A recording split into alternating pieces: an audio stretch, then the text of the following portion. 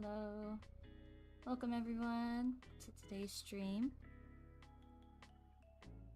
Hello, hello.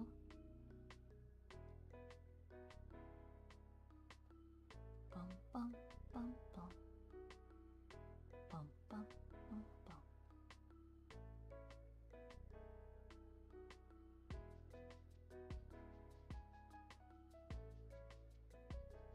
Hope you guys are doing well. Hope you guys had a good weekend.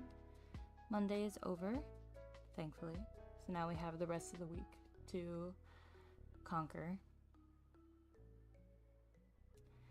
I would normally be able to play tennis today, but I injured my foot over the weekend. And so I'm here all day today, which is fine because I've gotten a lot of work done.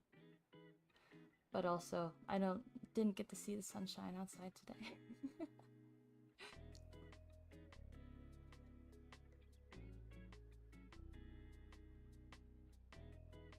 I'm waiting for the little Streamlabs element thing to pop up, but it hasn't yet. I think this should be recording properly. I think it's been long enough, so let's go ahead and get started. Hello everyone. As you can see, we have a nice spread going on today. Last week we were working on designing and making these parts for Enna's mask piece. And today, afternoon Brendan, how's it going? So today we will cut these out, prep them to put on masks, and then actually sew the pieces onto the mask. The goal is to finish an entire mask today. So yeah, that's exciting. So let's check out what parts we have and what parts were already cut out. So there are many different elements to this mask. Typically I try to keep it to just 4 different pieces of fabric, including the mask base, but this time we have 1, 2, 3, 4, 5, 6, 7 different colors. We'll see how many of these actually, I guess I consider them different colors based on the thread that I use to top stitch them. So maybe it'll end up being less work top stitching if we use the same colors for, let's say, both purples, or if we just use white in the center here. But as of now, we have 7 different colors of fabric, and then we're going to choose the thread that matches with each of these colors. So we have Enna's outer wing right here. It's a larger piece. It also has these nice jagged edges for the feathers. What's going to go inside of it are these thinner but made out of a navy blue darker color for the inside of the wing. It's a little hard to see the contrast in the feathers. It's a little more apparent in person than it is on screen right now. But you have like 2 different layers of feathers to make it look like it's stacked. All the pieces look pretty nice so far. Thank you, Scarecrow. Yeah, I'm excited to see how it's gonna come together. Then we have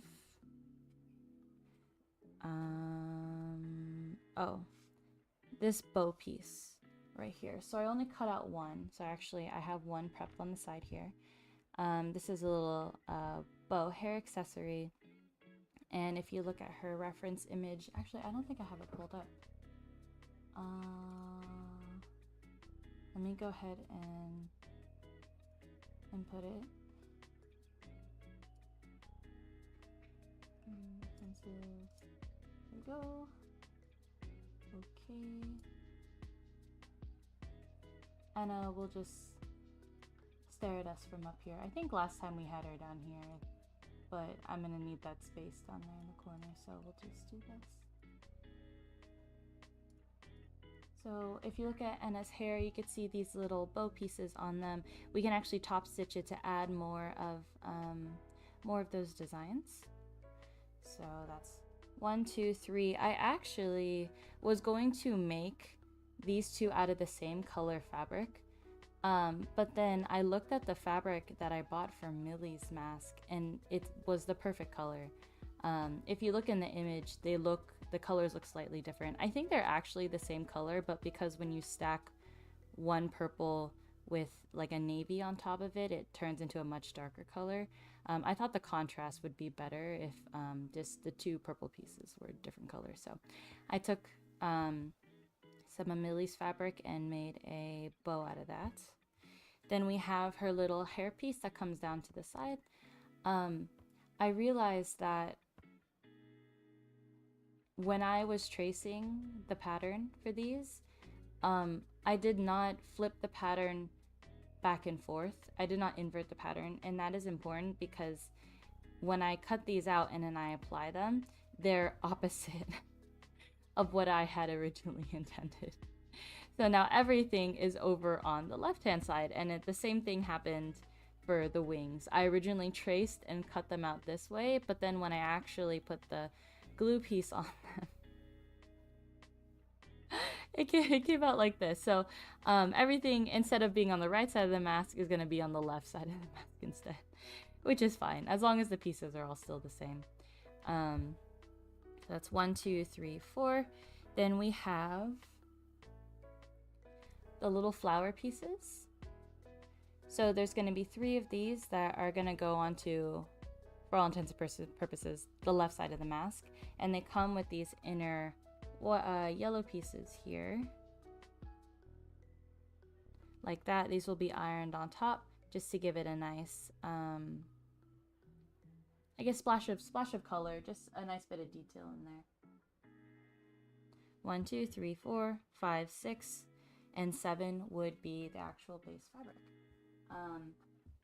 And I cut out 2 pieces. I only anticipate going through 1 today, but I cut out 2 pieces of the mask just in case we end up doing another one, but this is the color that I chose.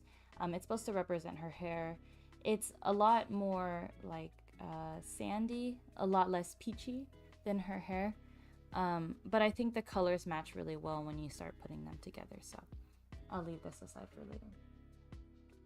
So now before we continue with anything else, I do have an announcement for today, so I will go ahead and share it. I'm definitely not the type of person who put the announcement at the end, because I think that's just mean. If you want to know the announcement in dip, that's perfectly fine too.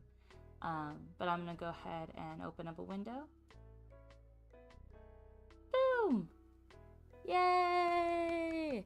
So the surprise is I opened up a Ko-Fi! Woohoo!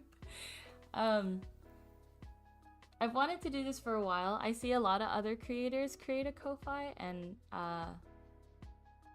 I wanted to feel official too. But also I have a very interesting idea for a type of membership that I want to do in the future.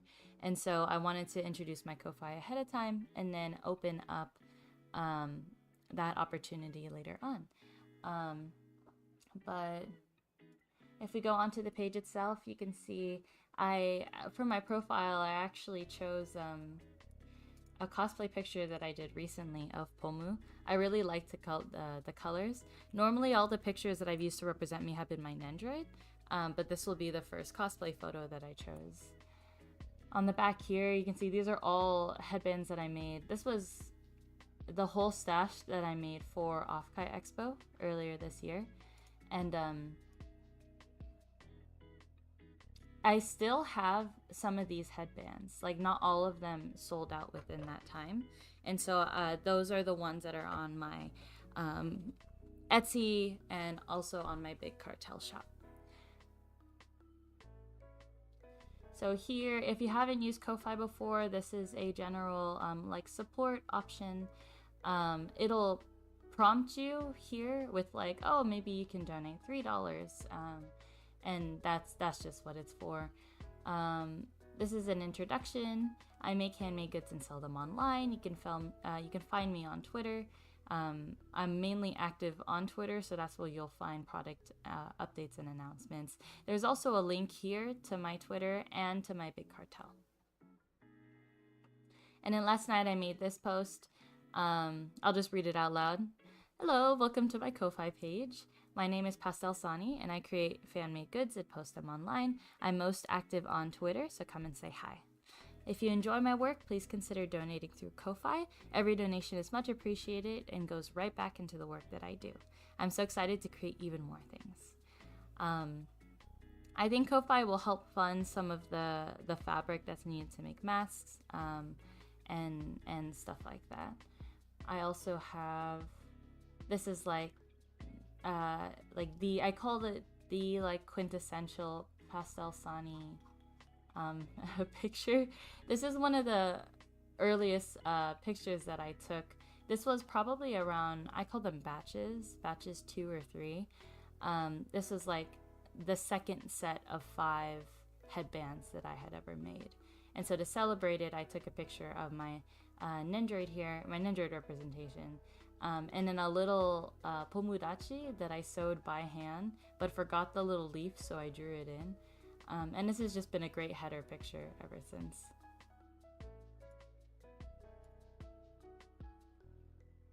Here, this is a pomudachi collage. I do want to make another one.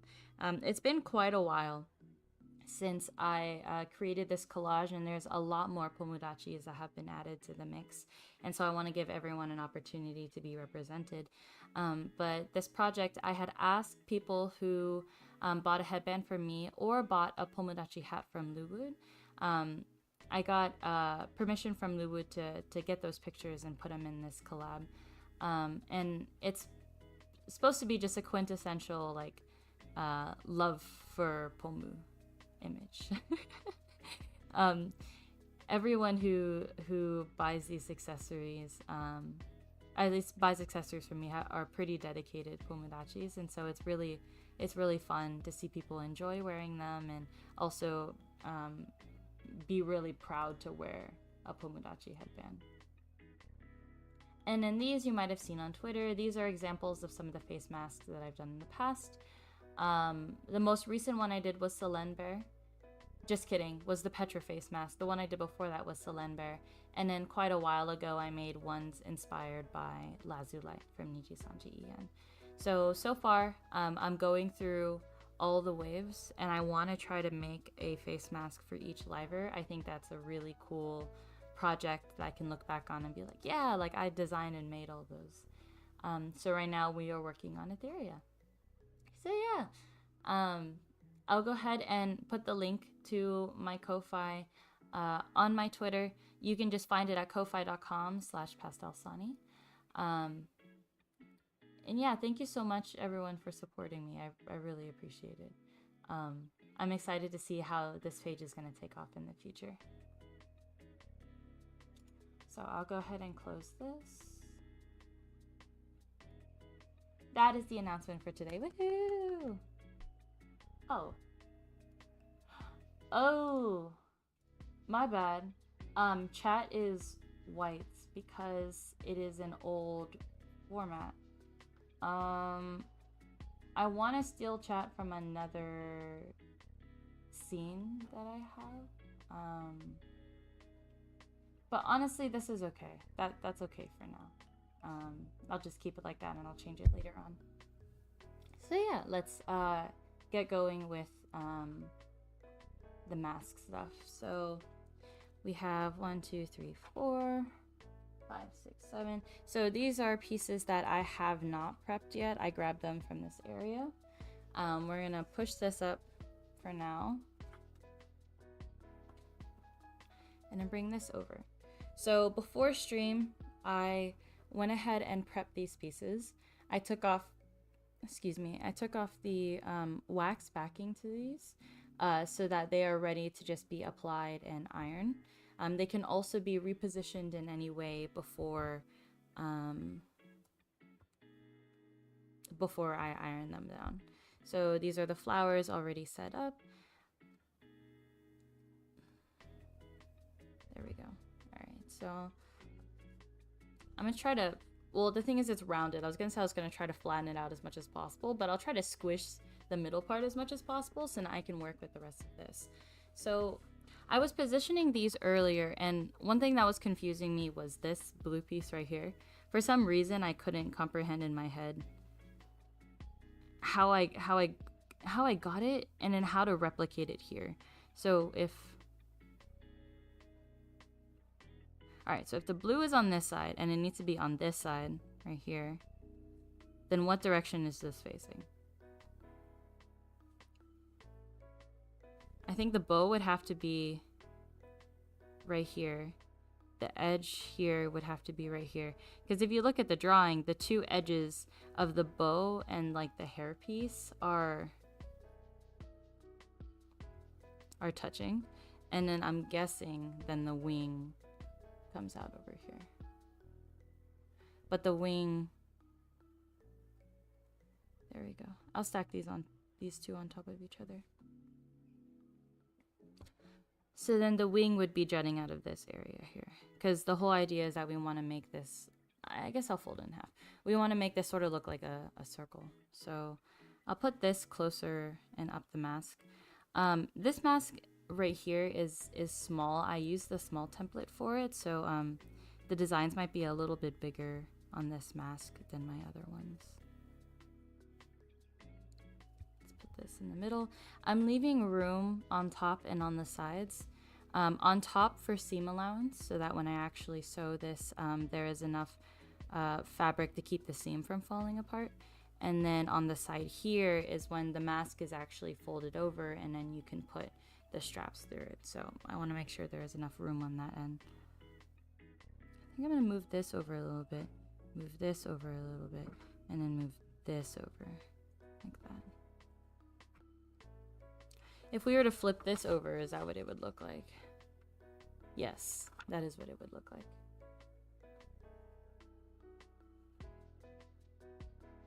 Does that look about right?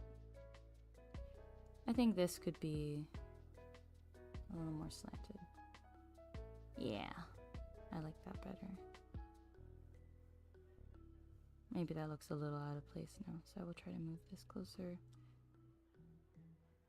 I can also lower this on the mask like that, just so that it's not all scrunched up at the top. I think it would be better for these to be a little closer together like this. Yeah, that works. So now what I'm gonna do, I'm gonna go over to my iron and then iron this flat.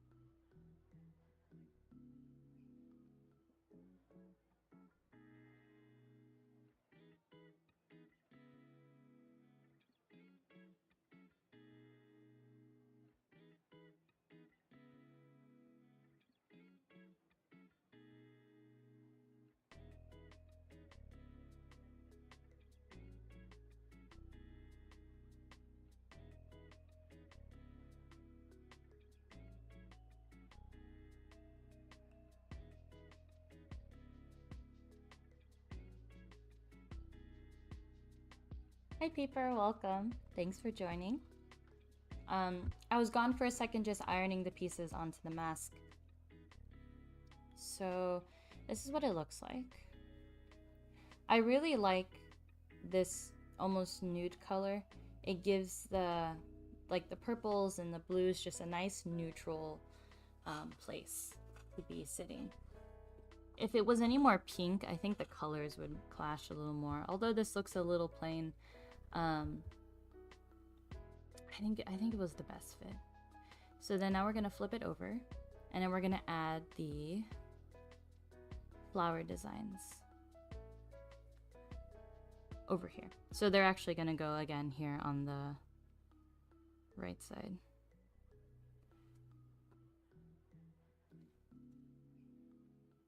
Nice. I hope you have a good session at the gym. Getting strong enough to crush watermelons.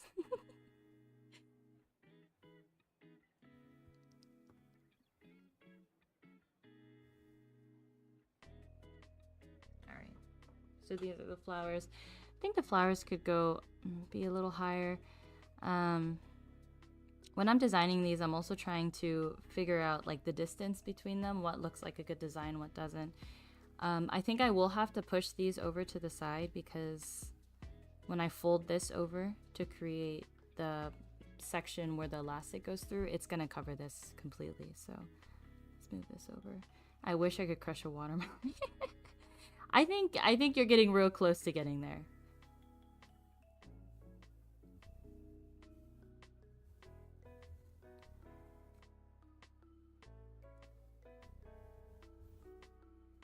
There we go. So then when I fold this over, that should be in the right place. So I'm gonna go and iron this.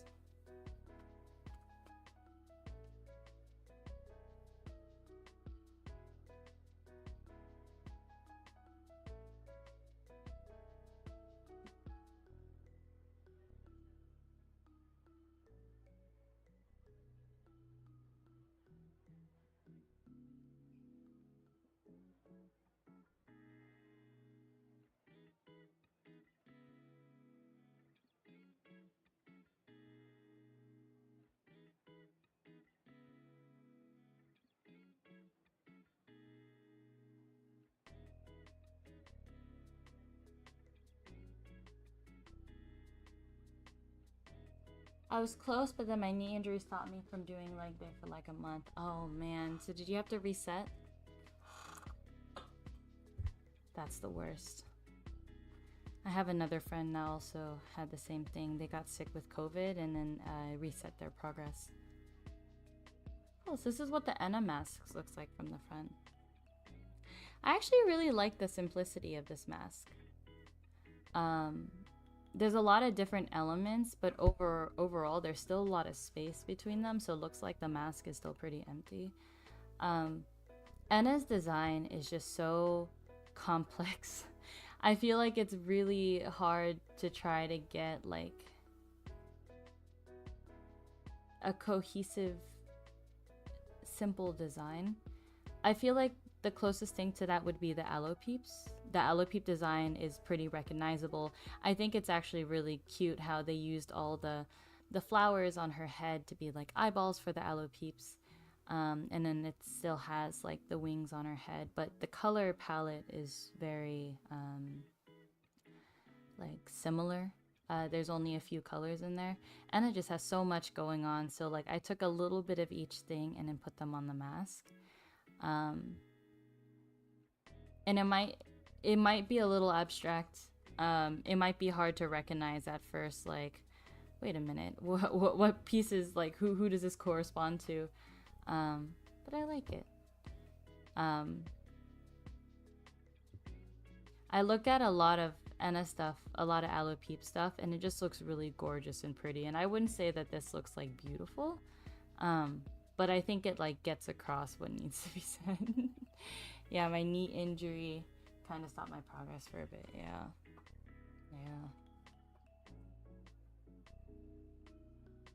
Okay, so now that we have the pieces ironed on, we get to do the fun part, which is decide what kinds of thread do we want to top stitch.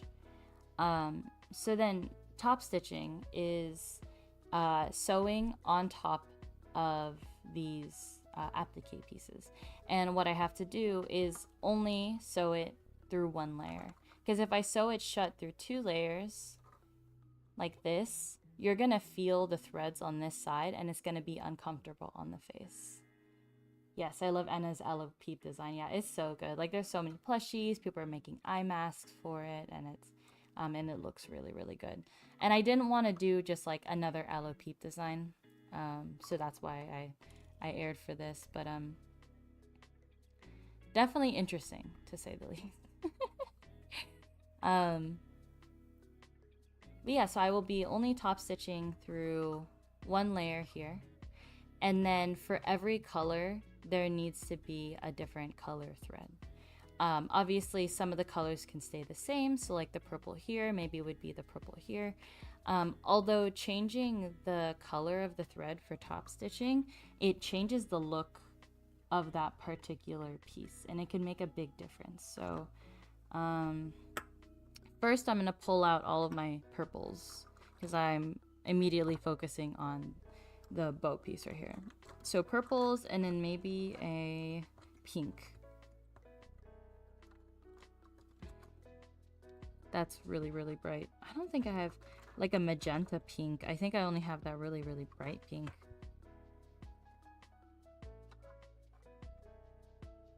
So when you're trying to find a thread, when you're trying to decide on a thread to top stitch with, you want to think about the base color and what color you want to accentuate using the thread.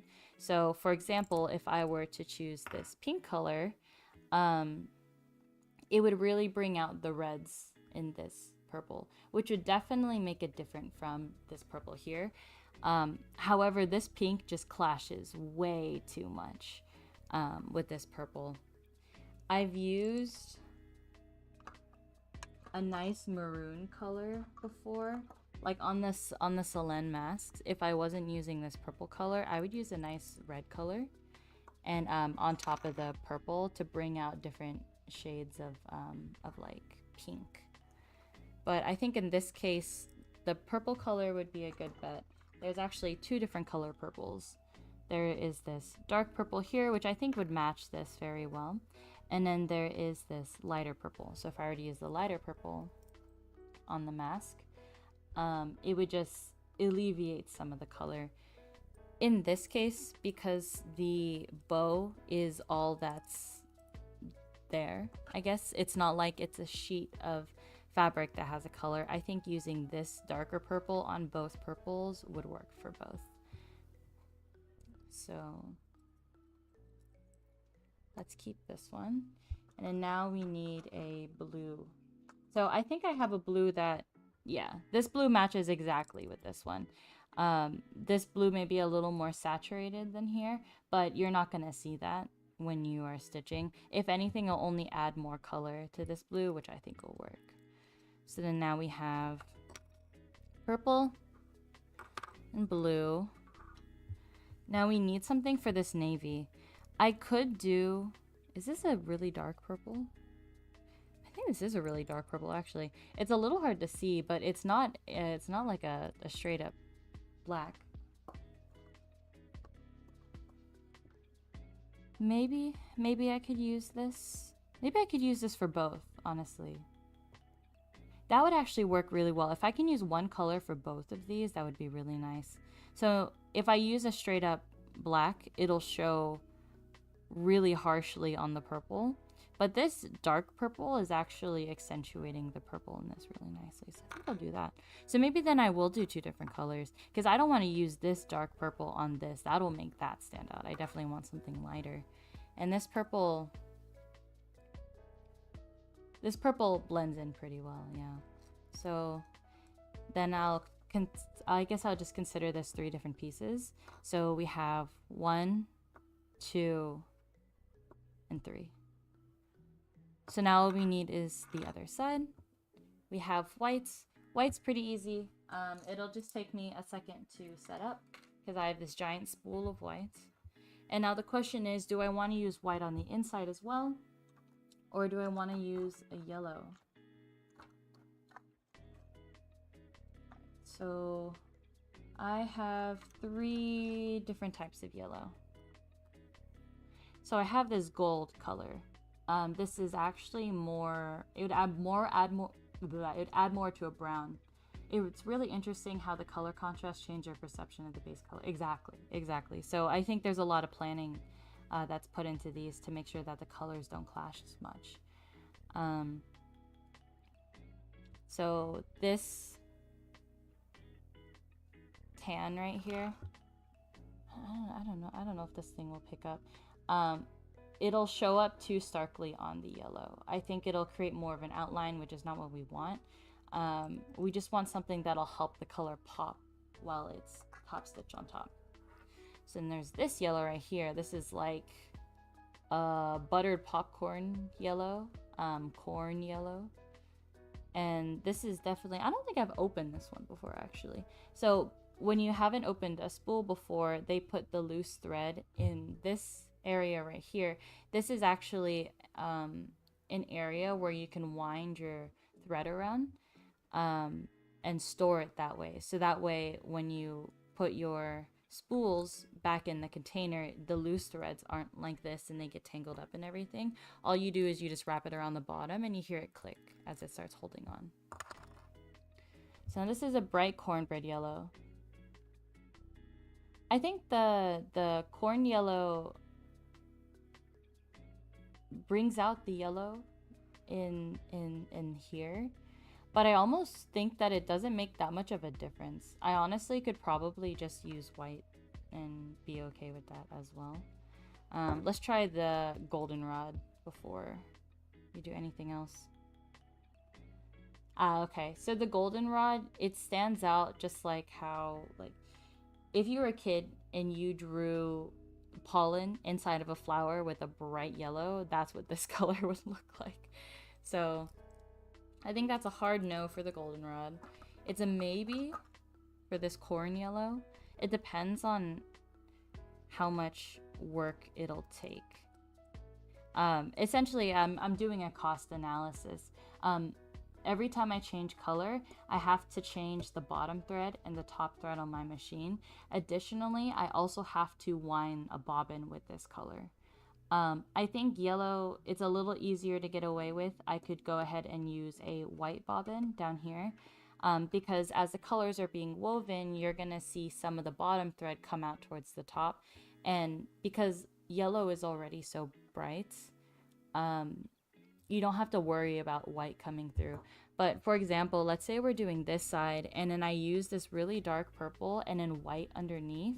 You'll start seeing the white in the little puncture holes every time the needle goes through the fabric, and that breaks the design, and that's not what we want. So I think with this yellow I could get away with it.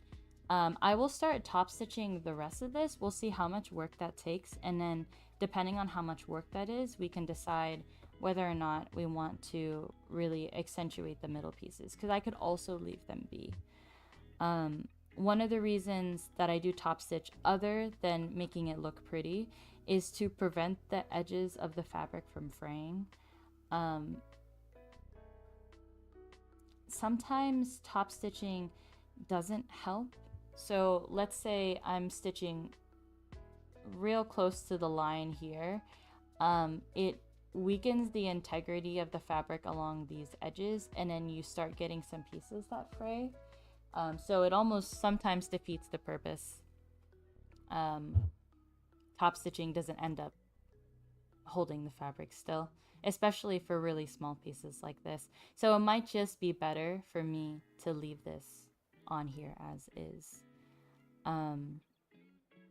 My only concern is even if I don't top stitch, it's gonna fray anyway. So it's like, should I do it? Should I not? We'll have to see. But definitely for the bigger pieces, I want to top stitch just to try to reduce the amount of fraying there is. One thing that I tried different with the Selene mask than this mask is that I did a zigzag stitch along the edges here. And the zigzag stitch, it helps prevent frayed edges. So if I pull out, let's see, I have extra. All right, so I have extra fabric right here. If I sew parallel right along the edge with a straight stitch, I can pull out these horizontal threads because there's nothing holding them down. However, if I do a zigzag stitch, which hits the fabric once, goes over the edge, hits the fabric again, goes over the edge, hits the fabric again, goes over the edge, so zigzag, exactly what it's called, the distance between where the thread hits the fabric and where the needle hits the fabric and the needle hits the other fabric on the other side, this area becomes thinner because there is tension. And so this tension helps keep the horizontal threads intact. So you can't pull out these threads here if there's something on the other side of the fabric holding it down. So that's the really cool thing about a zigzag stitch. It can also just be used for a flat sheet of fabric. So what I'm talking about, if I were to use a zigzag stitch on here, it would be from one fabric to another, because these pieces were appliqued on, and they're gonna stay on, and then just the zigzag stitch would be a nice like preventing it from fraying. But you can also just do a zigzag stitch along the raw edge of a fabric. For example, if you are making like a t-shirt and you have some raw edges, you just zigzag stitch along the edges to prevent those edges from coming undone. And again, curbing raw edges is really important, especially when you have a seam, because we talked about seam allowance last time. So seam allowance is the distance between the raw edge of the fabric and the stitched edge. And so the more seam allowance you have, the less likely your seam will fall apart. For example, if I pull this, it's really sturdy, versus if I have, let's say, a couple millimeters, if I pull it apart, the horizontal threads will start coming out, and then your seam will rip. And so sometimes when people are making a garment, they have seam allowances, but their seam allowances are really big. It's about 1/4 of an inch. So it's about like this much more.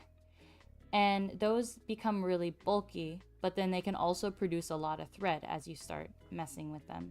So then what people will do is that before they put all their pieces together, they'll do a zigzag stitch along the edge all the way around. So then when they sew on their designated like sewing lines, and then they have the seam allowance is already prepared and it won't fray. Yeah. So just a little bit of sewing knowledge there. I went to a local class on sewing, and it wasn't a strict class. It was more you bring your project in, and then you can get help when you need it. So there was an instructor, and there were also people who have been there for a long time, and that's where I got some of that knowledge from. I definitely wish that I could attend like just very like strict, like, okay, these are like certain rules, these are like certain things that you do, because I want to be able to pull from that and use it in my own practice. But practical application is also very important, so it just depends on what your needs are. I'm gonna put away my little thread box.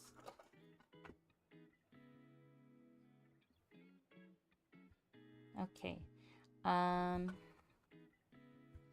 throw that away. So the first color, yeah, class sounds really nice. Yeah. The unfortunate thing was the lady who was running the class was like 90 years old. Or maybe 87. I don't think she was 90 yet, but you get what I mean. She was still like cognitively very there. She was just very slow because she's older, and so she had a hard time getting up and down. And also couldn't manage a bunch of things at once. She could only do like one person at a time. And if there's only one instructor with like 6 different people with individual needs for each of their projects, it can be a lot of waiting. So that's why having a one-on-one instructor is really nice. But obviously, like, sewing lessons already seem really hard to come by. And then like having someone just sit down with you is probably also gonna be really expensive. So I sort of want to cheat and not wind a bobbin with this color. I only have 8 bobbins. Oh wait, I did it. Normally I have to count my fingers before I use it, but I went 8. And that was just because I was pitching these two. Anyways, so I want to cheat and use a different color bobbin. Because when my bobbins are occupied with a small amount of one color, then I cannot use another color on it. And especially for projects that are small like this, if I wind a bobbin, I want to make sure that there's enough thread so that I don't have to wind it again. It's just like time management, time efficiency. It's really no big deal if you need to wind a bobbin again, but also let's say you wind your bobbin, you put too much thread on there. Let's say you run out of bobbins entirely and you need to switch colors. You're gonna have to take out that thread and it'll just go to waste. So I'm also trying to minimize the amount of waste that I create by like trying to exact how much I'll need. Yeah, can I cheat? I think this color is too light. I don't think I can cheat. So I took out a separate bobbin. This is what they look like. In the past, bobbins were made out of metal. It was a metal bobbin, and then it has a little metal like sleeve, I guess, and then you would insert the bobbin down here. It's called a front loading bobbin. And as sewing machines got more advanced, this is called a top loading bobbin. So they made it so that the bobbin sits right on the, I guess, the plate. I think this is called the plate of the sewing machine. And then you can also, it has this little clear window here so you can see how much thread you have left. Honestly, this window doesn't really make a difference to me because every time I have fabric here, it covers up this area anyways. But like let's say you remove your fabric and you think to check this because it's you can very easily forget about it. You could be like, oh, I'm almost running out of thread. Take it out, remove the rest of the thread, and then rewind it. But now I will go ahead and take this bobbin, take this thread. And you're not going to see the top of my sewing machine for this. Actually, I tried to figure out how to turn off the light on my sewing machine so that you could actually see the fabric as it moves through here. But unfortunately, every time I turn on my sewing machine, the light turns on with it. So just don't look on that side.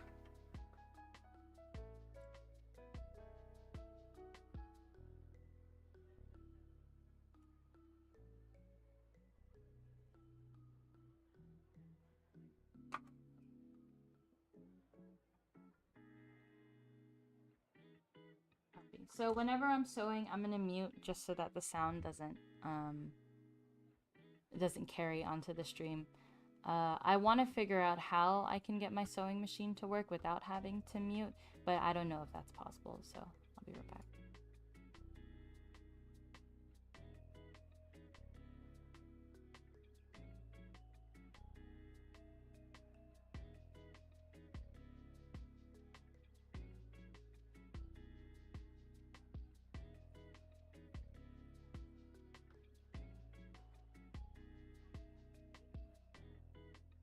You may be wondering, that was fast. Because it actually was really fast. I put very little thread on here because in the case that I don't end up needing to use all of it, I just want to be able to throw the rest of it away. So in comparison, this is how much thread that I put on this bobbin. This is about halfway full, this black one right here. So you can see that there's a sizable difference between the two and how much thread that I put on them. This is from the top. A little hard to see through the camera because it's a little reflective, but there's more thread here than there is here. I'm always trying to conserve my resources just because sewing resources are not cheap. Yeah.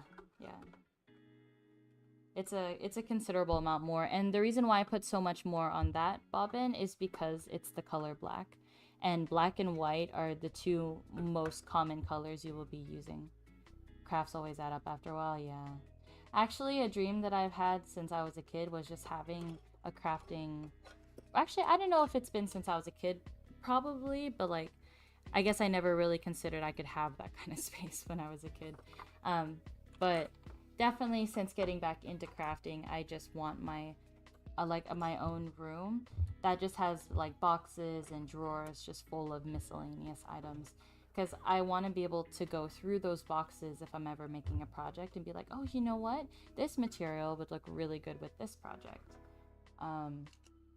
And sometimes there are craft stores in your area that do have miscellaneous pieces. You can go and grab them there.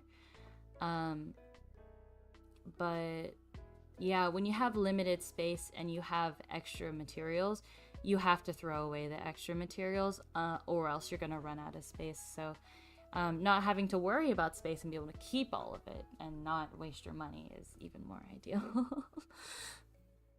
So I went ahead and I loaded the bobbin into here, and I also threaded the purple fabric up here. My aunt had a big crafting room full of materials like you're talking about. She would always make us handmade Christmas decorations. Yeah, that's so cool. Ugh, I love crafting. Maybe that'll be me one day. Just a grandma in a room.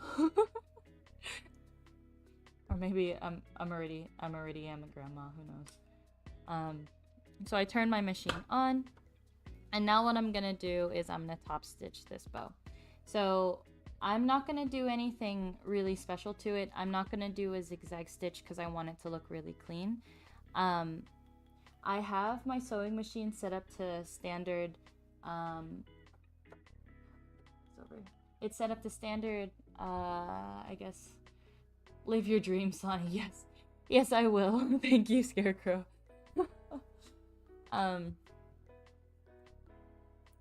It's set up to standard, measurements is not the right word for it, settings. So when you're doing a simple straight stitch, there's two things that you need to have set up on your sewing machine. There's length and there is tension. So how do I demonstrate this?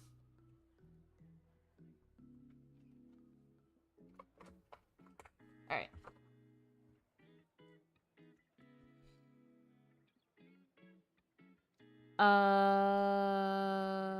Okay, I can do length first. So length is pretty self-explanatory.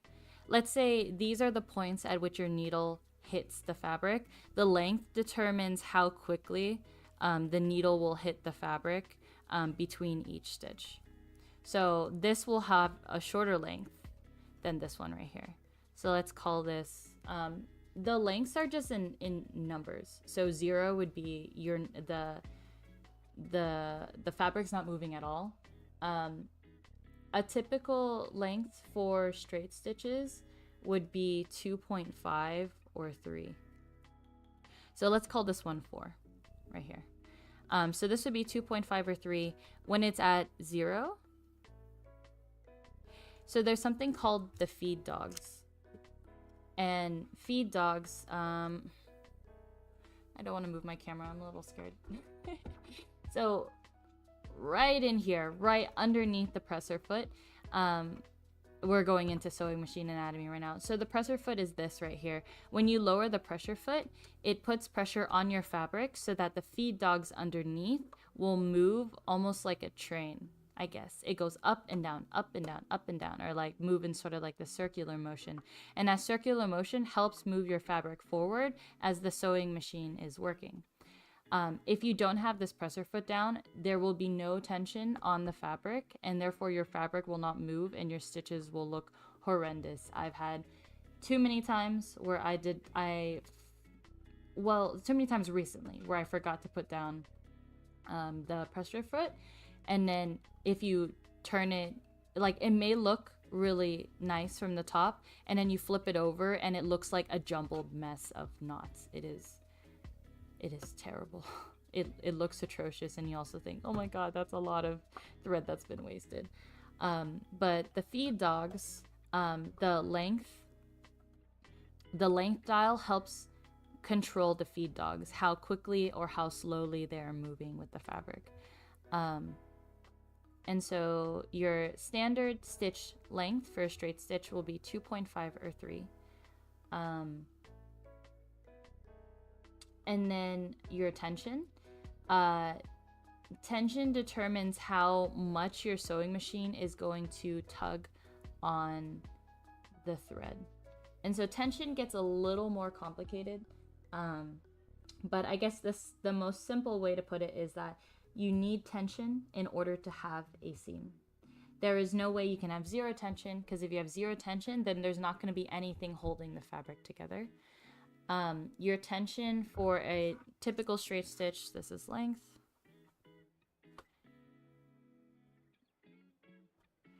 Your tension is going to be around 3 to 4. I go 3.5.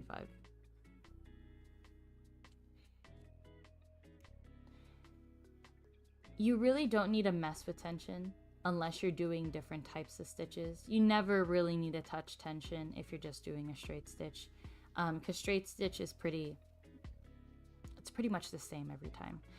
Things start getting more complicated when you start doing a zigzag stitch. And so I probably won't go into this until we start doing more zigzag stitches, because then it'll be more relevant, but I could introduce the idea right now. So with a zigzag stitch, your needle is hitting the fabric in diagonals. It's not hitting in straight shots like that. So then the distance between here and here, so I guess the distance between two, I'm just gonna call them hits, the distance between two hits, two needle inserts, is going to be, well, I guess this is a better way of explaining it. I'll use blue here.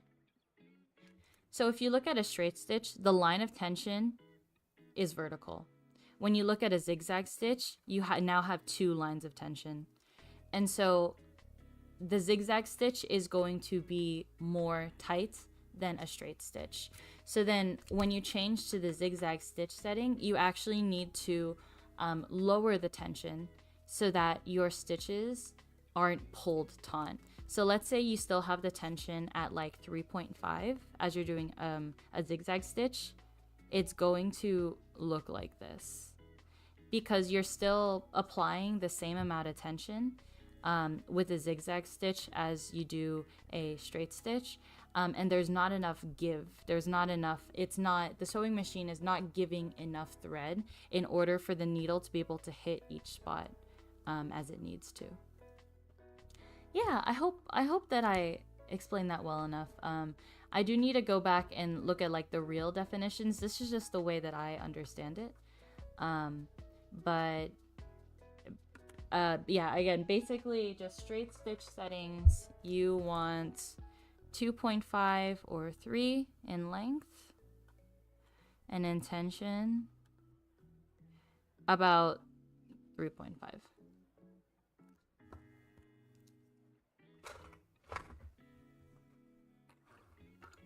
All right, there we go. Let me move that out of the way. All right. So straight stitch, and then I have it set up to 3.5 and 2.5. So I'm going to turn on my machine, mute, and then go around the edges here.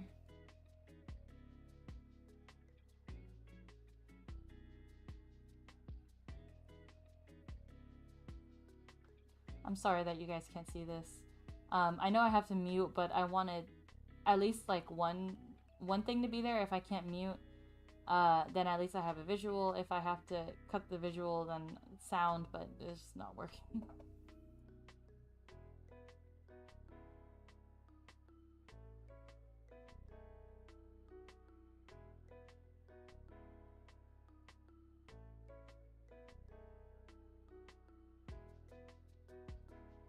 Just kidding. So when I was sewing this, I realized that the distance between like the length was just too long. I forget that when I top stitch, I actually reduce the length of the stitches so that it looks a little nicer. I'm going down to about 1.75. I don't even know if there's a 1.75 measurement because it's just 1, 2, 3, and 4, and then you just tilt the dial anywhere in here. So somewhere between 1 and 2, that's where I'm deciding to do the stitches. What I could do is do one example. I could actually finish this one, maybe. I'll finish one half of the bow with 2.5, and then I'll do the other with like 1.5, and I'll show you the difference.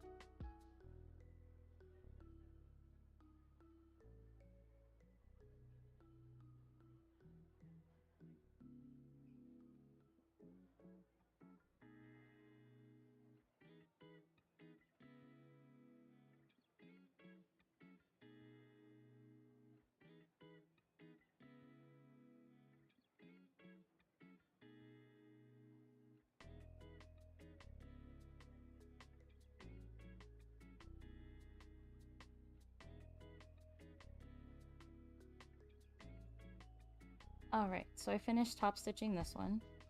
Oops. Alright, this is why you have to be really careful with where you stitch and making sure that your fabrics are separated, because I stitched the back side of the mask to the front. This is when you need a trusty seam ripper. Normally I would just try to yank this, but too much of the fabric was sewed down for me to yank it, so I'm gonna grab my seam ripper.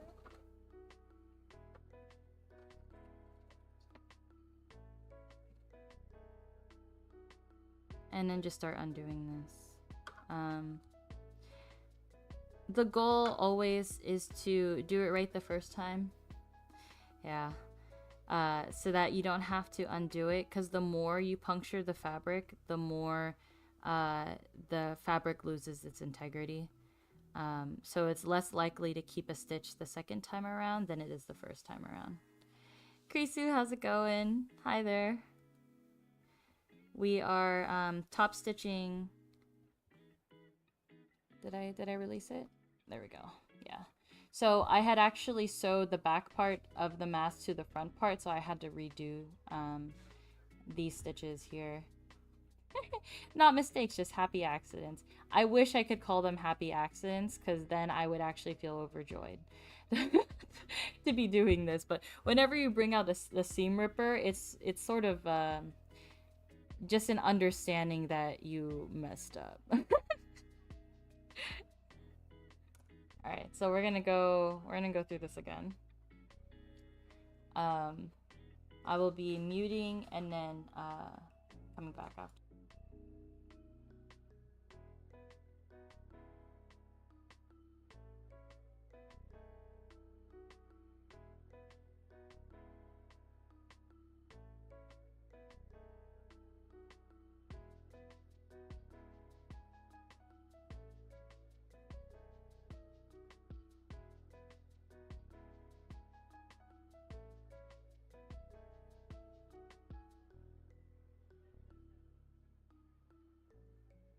So the nice thing is, it's a it's a nice fix.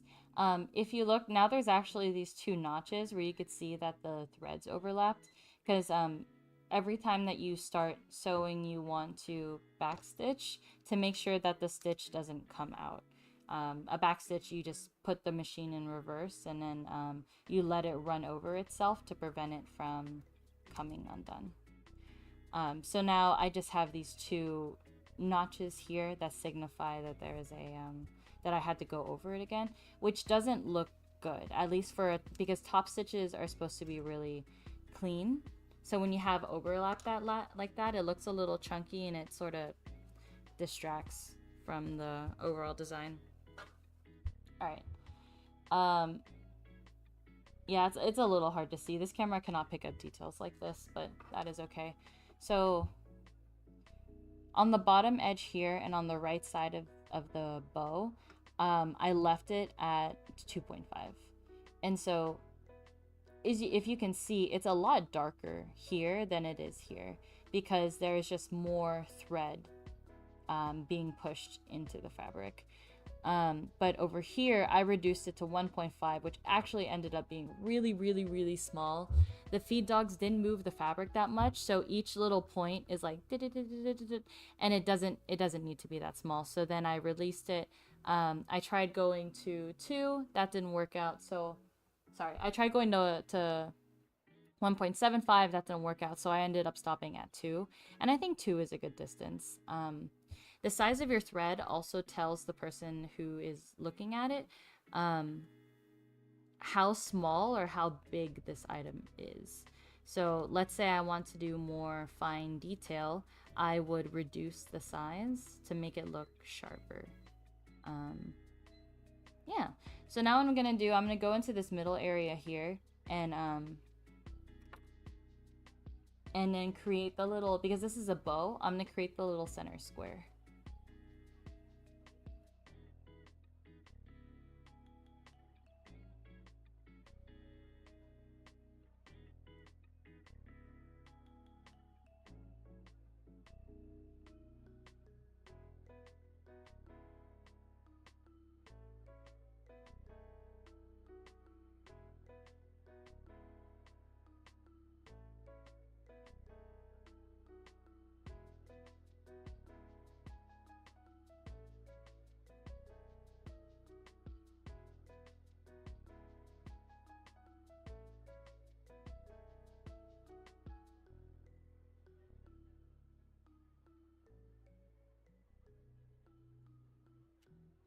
So the strat that I learned to do, that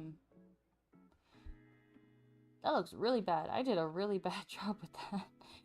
Maybe I should mark where I should be sewing. I was freehanding it, and so the corners are in weird places. It does not look like a proper square. But for something really small, instead of backstitching twice, once when you start and once when you end, if I just backstitch back at the original place, it'll help keep those threads intact. So then I only have one area where I backstitch. All right, so now what I'm gonna do is use another fabric. Sorry, use another piece of thread. So you could sort of see a difference. This is a light navy and this is a black.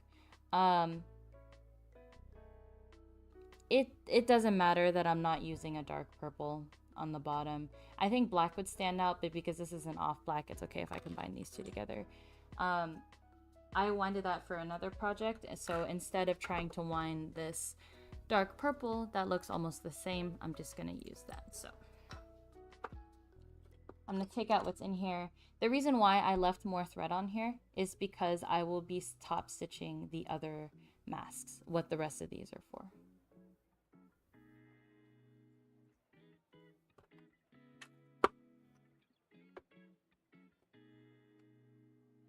Okay, taking this, winding it, finishing it off at the bottom here.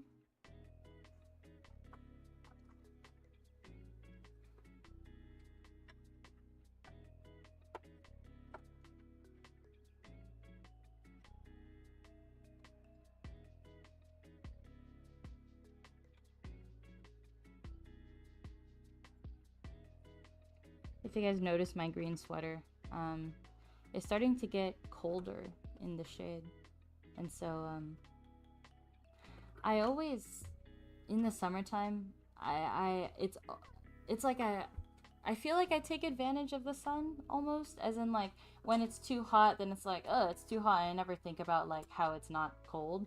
And then when it gets cold, I'm like, oh, why didn't I cherish the sun more? Why didn't I cherish the heat more? Because I'm definitely somebody who would do better in cold weather. Sorry, I'm someone who does better in warm weather than I do cold weather. My body does not retain heat. So in the cold, it feels like the heat is just getting like sapped out of me, and then I can't stay warm. So some people are just like, oh, I would much rather like to be in cold weather, because their body generates a lot of heat. So then they don't have to worry about being too sweaty or too hot. I love fall weather. I know, so do I. Fall weather is really nice. I'd say at least where I live, fall actually tends to have the hottest temperatures. Summer tends to be very gloomy. They say June gloom. It tends to be...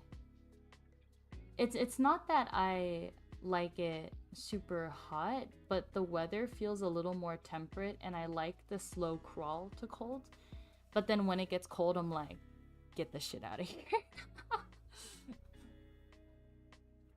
But yeah, Scarecrow, what's your favorite part of fall? Is it like the weather?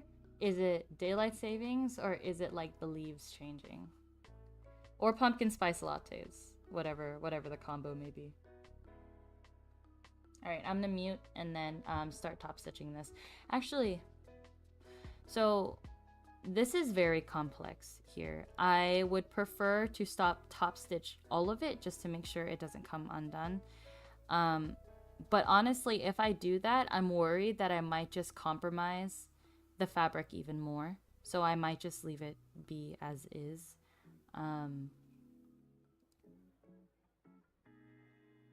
Yeah, I could just try to top stitch one entirely and see what that does. The only thing is it's a lot of work, because then I put the needle down here, I put the needle down here, I have to change the direction of the fabric, put the needle down here, put the needle down here, change the direction of the fabric, so it's just a lot of work. I like the crisp, cooling air and the leaves changing color. Also, Halloween is fun. Halloween is my favorite holiday. I love walking around and looking at people's decorations. I haven't done that in years though, because I stopped trick-or-treating when I became an adult. But that was one of the funnest parts about trick-or-treating, was looking at the houses. Also, like, I've always loved wearing costumes and like cosplay, and it was like an acceptable time to do that throughout the year, and that made me be like, wow, this is so cool. Yeah. What do you guys like most about Halloween? Is it the spoopy stuff? Or is it like the candy? The costumes and decorations are just so fun. It makes me really thankful that I grew up in the US. Like, I guess one of the things that I'm thankful for being in the US is like having Halloween. Because you hear about other countries not having Halloween, and it's just like, how can you live like that? No, I think I just wouldn't have the opportunity to cosplay and look at all the fun decorations like I would any other place, so. But again, like, Halloween is just another like capitalistic holiday. You start seeing the decorations like in August. The local cheap store had a whole row of Halloween stuff in August, and I'm like, 3 months, because Halloween is at the end of October. That's 3 fucking months. And I feel like it's just gonna start getting earlier and earlier every year, because it's just about consumption. It's just about buying stuff, and yeah. Tough. Paper says everything. Yeah, really everything. Scarecrow, yeah, they always want to start selling early as they can, and it's so ridiculous. Oh my god, yeah. Don't get me started. It's just... it feels like it kills it. Because, like, what makes something special is the fact that it doesn't stay for long. But when you start introducing the idea of Thanksgiving, Christmas, Halloween, like, way in advance, it loses its specialness. Sag. Alright, I'm gonna mute and then start stitching them.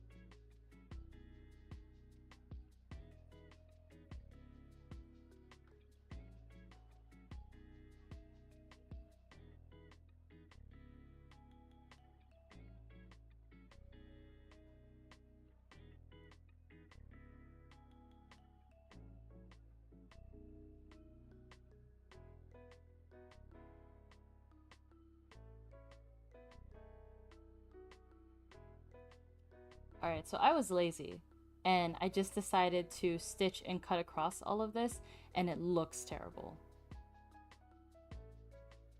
It looks atrocious. Also, I set the thread length to be really short, but I realized that since it's stitching on top of 2 pieces of fabric, on top of the base fabric, you need more thread from needle hit to needle hit. So it ended up making them really, really, really tight.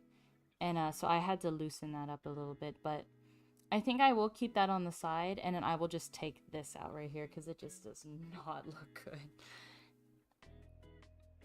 And I definitely wouldn't want to give that to anyone. One thing that I haven't really done, yeah, the extra depth.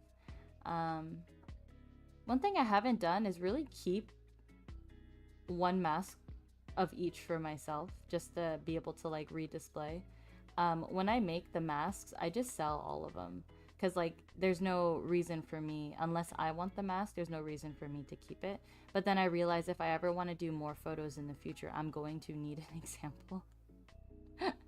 And it's just, it's so time consuming that it's more worth it for me to just sell the mask than it is to keep it in my inventory. But definitely like promotional pictures are important.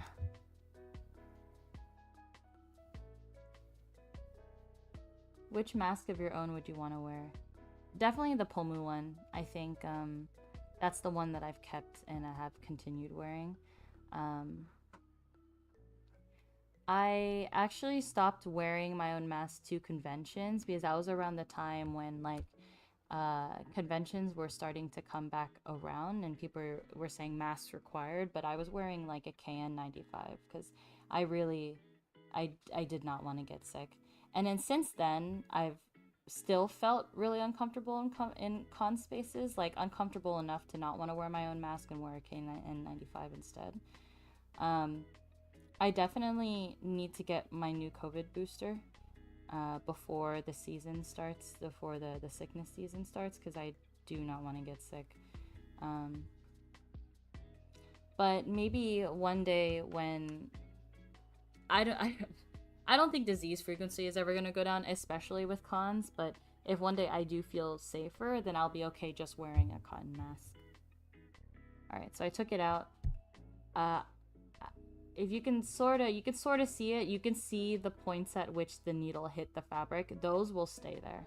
And that's also what I mean by like, you want to not need this as much as you can because it'll show on the fabric. So what I'm going to do with this is just, it doesn't even have to be that deep, but just do these little jagged edges to show that there's feathers there. And at the bottom here, I didn't outline the purple. Still don't know whether I should go through and outline the purple. I'm gonna finish this first and we'll see how it goes.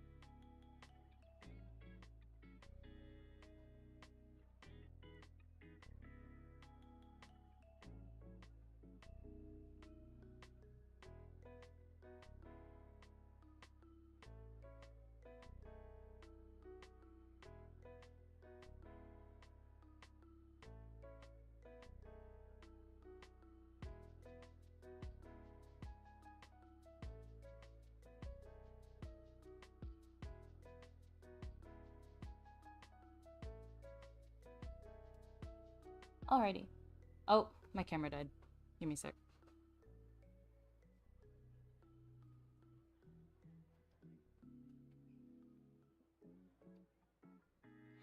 I thought everything was alright with my camera, and then I moved it today, and then it started dying again, and I'm like, no.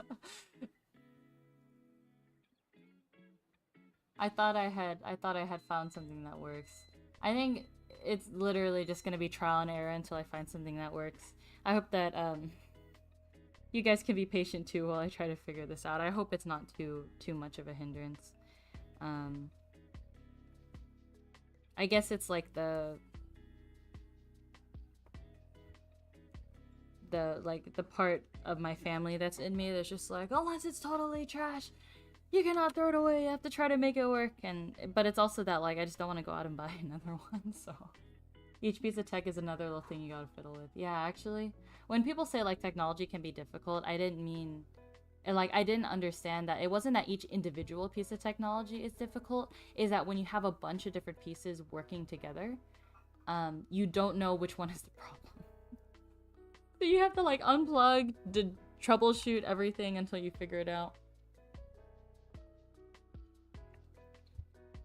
Alright, so it definitely looks a lot better with the little yeah, that's so real, yeah. You can't really see the wing design in here, but it just helps to accentuate the actual fabric itself. One thing I do notice though is that this purple is actually giving the blue a purple hue, and it does not look good in person. It makes the color look really muddled, and so I think I will actually go through and use this dark blue when top stitching. Where is it? Oh, that's right. The dark blue is already the bobbin, so I just have to find it in here. Oh my god. See, when you get two colors like this, which one is blue and which one's not? I think this one's blue. Yeah, because this has more grays. This, I mean, just do that. Alright, so instead of the purple, I'm gonna go ahead and use this, this one instead. So then if that's the case, I'm going to try to... Yeah, you have a good eye too. I think the top one was blue. So, I'm gonna try to sew around the edges of the purple and see if that looks any good. It might end up being the case that it'll just be too much going on, and then it... just kidding. Okay, I'm not gonna mess with the purple, because I feel like if I stitch into it like this, it won't be as pronounced as if it's just left alone. So just for the next mask that I make, I will go ahead... Oops. I will go ahead then and use this blue here. So now we're gonna move on to the light blue. Thank you, Suzune. I'm glad. Alright,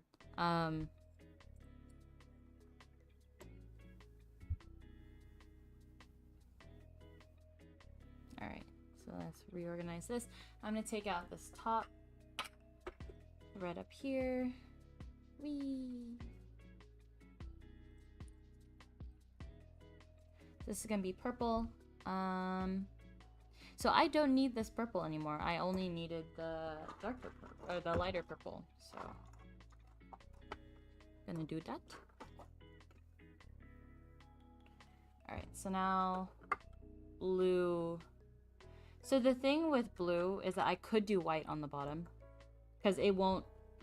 The white will show through, but it's not gonna look bad on the blue, because this color blue is already so light.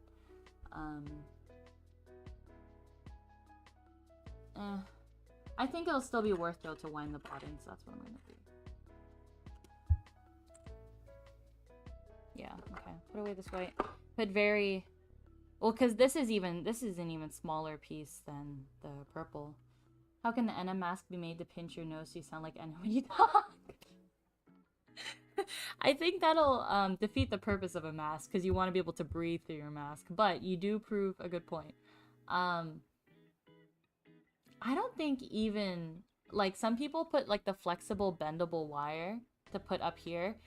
even if you pinch that on your nose, I don't think it'll stay because it's made to be a very flimsy piece of metal so that you can adjust it as you need to. Honestly, the best thing I would say is to like stitch up a mask that's like perfectly conformed to your face or tighter, and then put something more secure than like the one that they normally put. So like make it so that it just clamps down on your nose. You might end up losing blood circulation because of it, but at least you'll sound like Enna. I wasn't trying to make fun of her, by the way. I was actually like feeling my nose, being like, how could you make this work? And then I realized that if you pinch sort of the top of your nose, well, that's actually pretty cool. Actually, did pinch the top of your nose, it changes the way that air exits, and then you can change the way that you sound a little bit. Alright, I'm gonna go ahead and put the top layer on here. Wind this. My first experience with sewing as an adult, because I did try it when I was a kid. That's actually a fun story. Well, not really fun, but like it's an interesting story. So the first time I touched a sewing machine when I was an adult, I was borrowing someone's machine from their great-great-grandmother, I think. And so it was a very old Singer. But Singer is known to last forever. So even though this machine might be like 40 years old, the idea is it would still be able to work. And it did. Like, it was still able to sew. The only thing is that the tension was messed up in the machine. And so when that happens, you need to go get it fixed. And an initial assessment, or even just like the fixing itself of a sewing machine, is $75. And I'm like, this is not even my machine. I don't want to put that money into it. I messed up. Okay. So before you thread the top thread here, and you need to do a bobbin, you need to wind the bobbin first, because in order to wind the bobbin, you have to do a certain process at the top of the machine up here. And you can't do that if the thread is coming out the bottom here. So I'm just gonna pull the thread out and then do it again. Yeah, and so it wouldn't hold tension. So then the stitches would just get messed up in the middle of me using it, and I spent hours trying to figure out what was wrong. And I like tried my best to not let the frustration take over me, because I had realized in the moment, if I'm able to figure out this machine, I could figure out anything. And then I learned it just wasn't me. And I was frustrated for nothing. No, but I learned something very valuable then, which is that like there's a difference between setting the tension on your machine and your machine being able to hold tension. If it cannot hold tension, it cannot create a stitch. So I'm gonna mute while I wind the bobbin.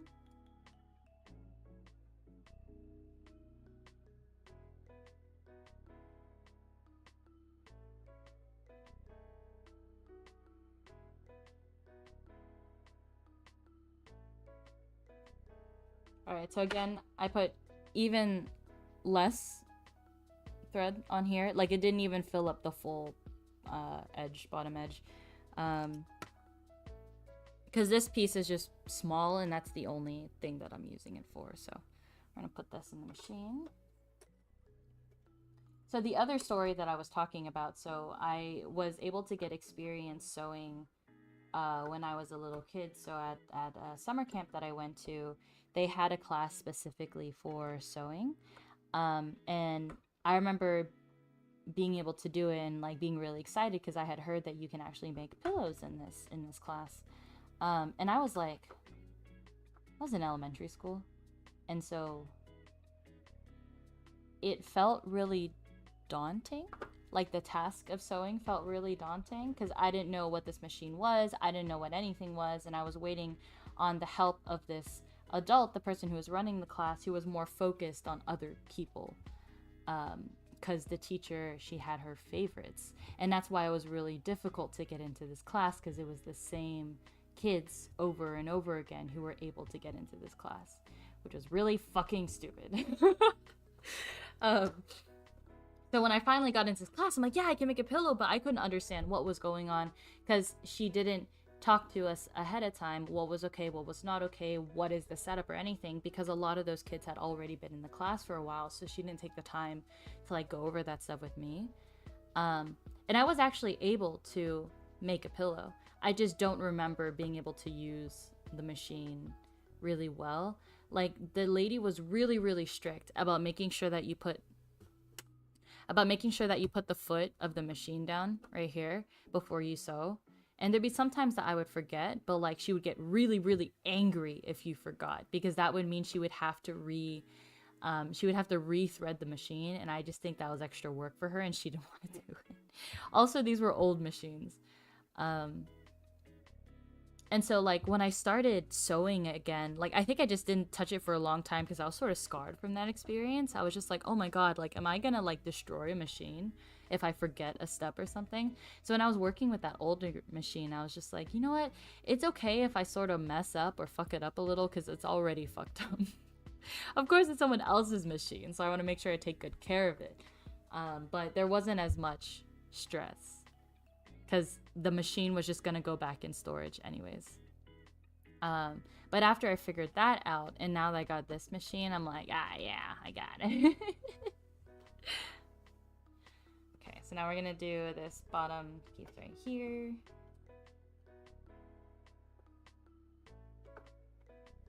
I'm gonna center this. There we go.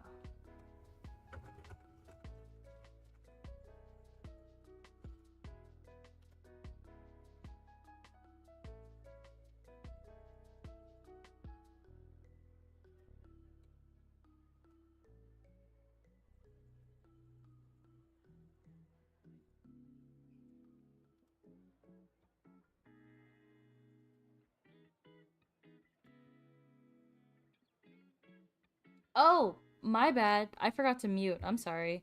I hope that wasn't too loud. I actually didn't test the audio before because I just assumed I was going to mute. So I didn't check the audio to see how loud it was if I did forget to mute.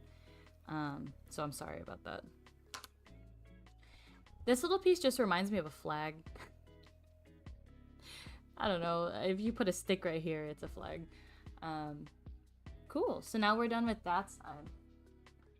So to go over again what we did, we just outlined, we did a top stitch on the bow here, did the outline, we did a little square here that looks a little fucked up. We sewed on top of these, so these are two pieces of fabric together, so it's a little thicker. You can actually feel the difference between here and here. But we just outlined the inside part because I think if we outline the outside part, it would take away too much from the design. And in here, it's just a simple triangular shape, so we went around the outside with that. So I'm looking at time right now, it's 4:30. I want to try to get these stitched before then, because I want to assemble like a full mask on stream.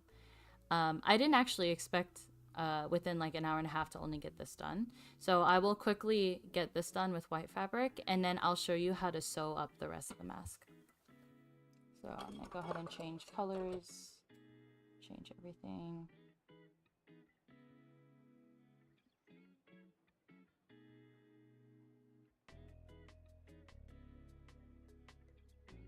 But yeah, did you guys catch the Prism Cup last week?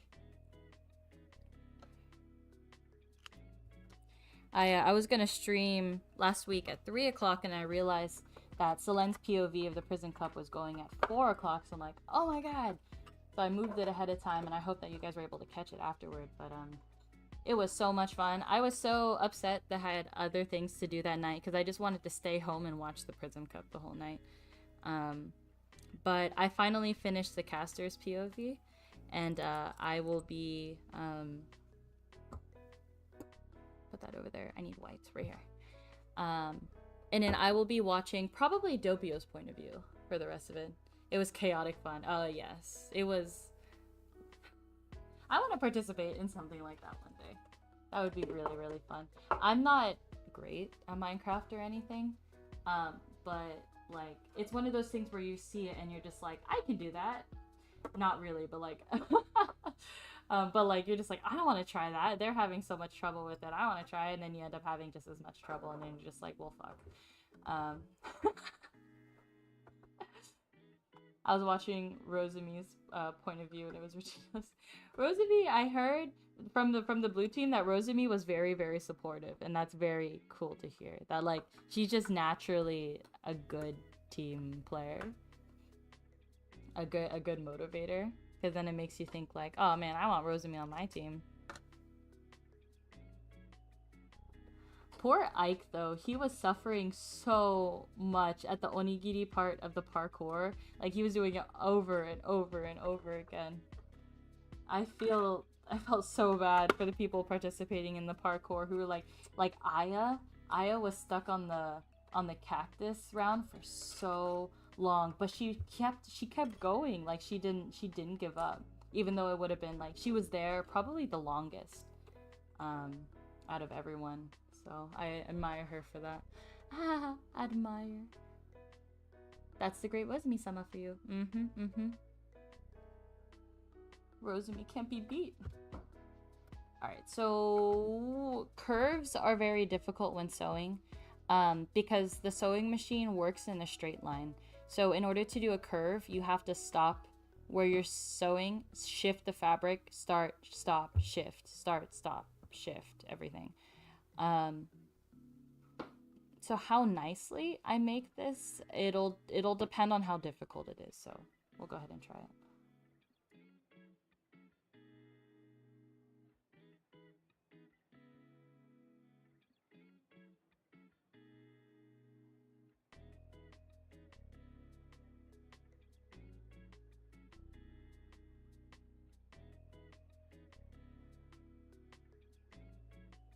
I already messed up.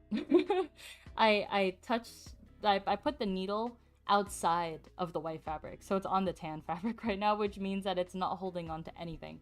So I might just pull it out and then try again.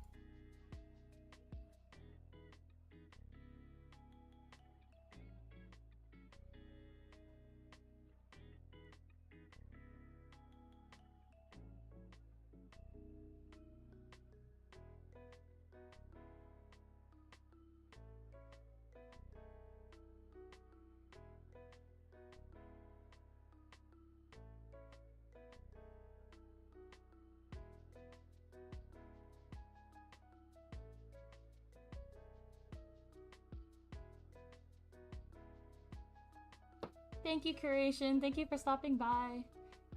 Here, let me show you what we got so far.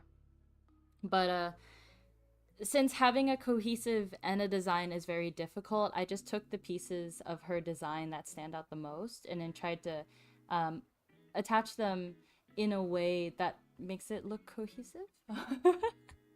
But so far we've finished top stitching this area, and now we're going to finish top stitching this area, and then I'm going to quickly go over how to put together the whole mask. So I'm going to be muted while my sewing machine is on.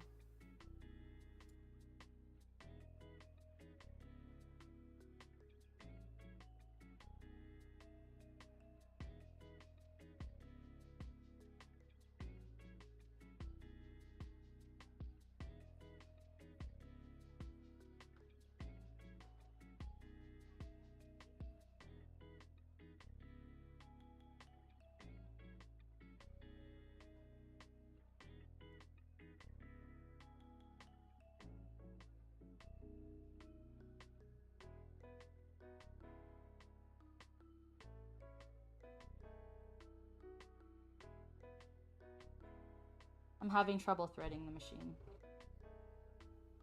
Sometimes if you don't pull enough thread on this side before you start threading it, the thread falls short and you just have to restring the whole thing again. Yeah, do you see this tail right here? This is actually normally how much I have pulled, but some people just go like all the way and they just pull a whole lot, but I find that a waste. If I can try to minimize how much thread I'm pulling out, I'm gonna do that. So yeah, right here, that's all that I have right here, but some people go wee out here. All right.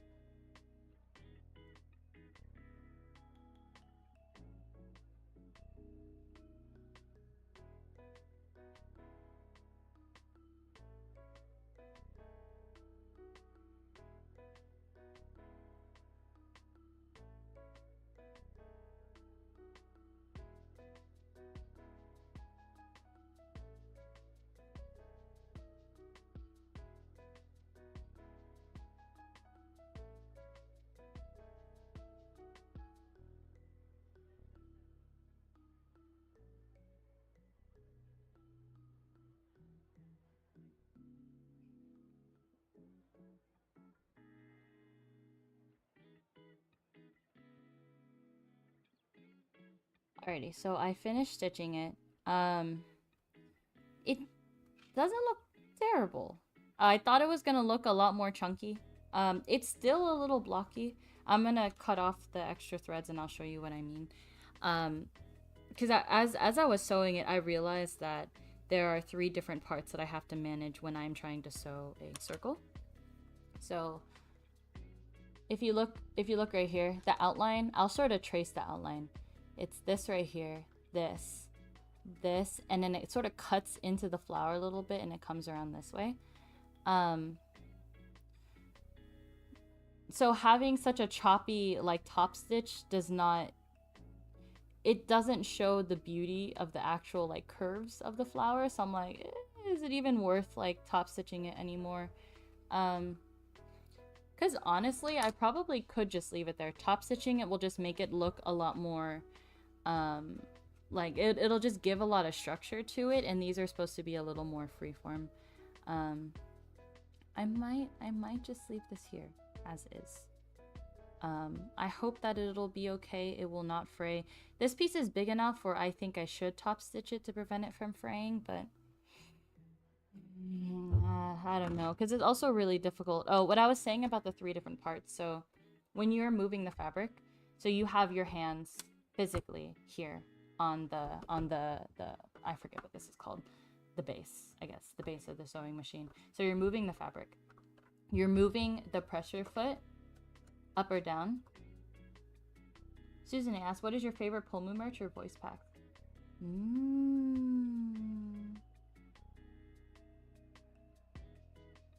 My favorite Polmu merch would have to be official or unofficial.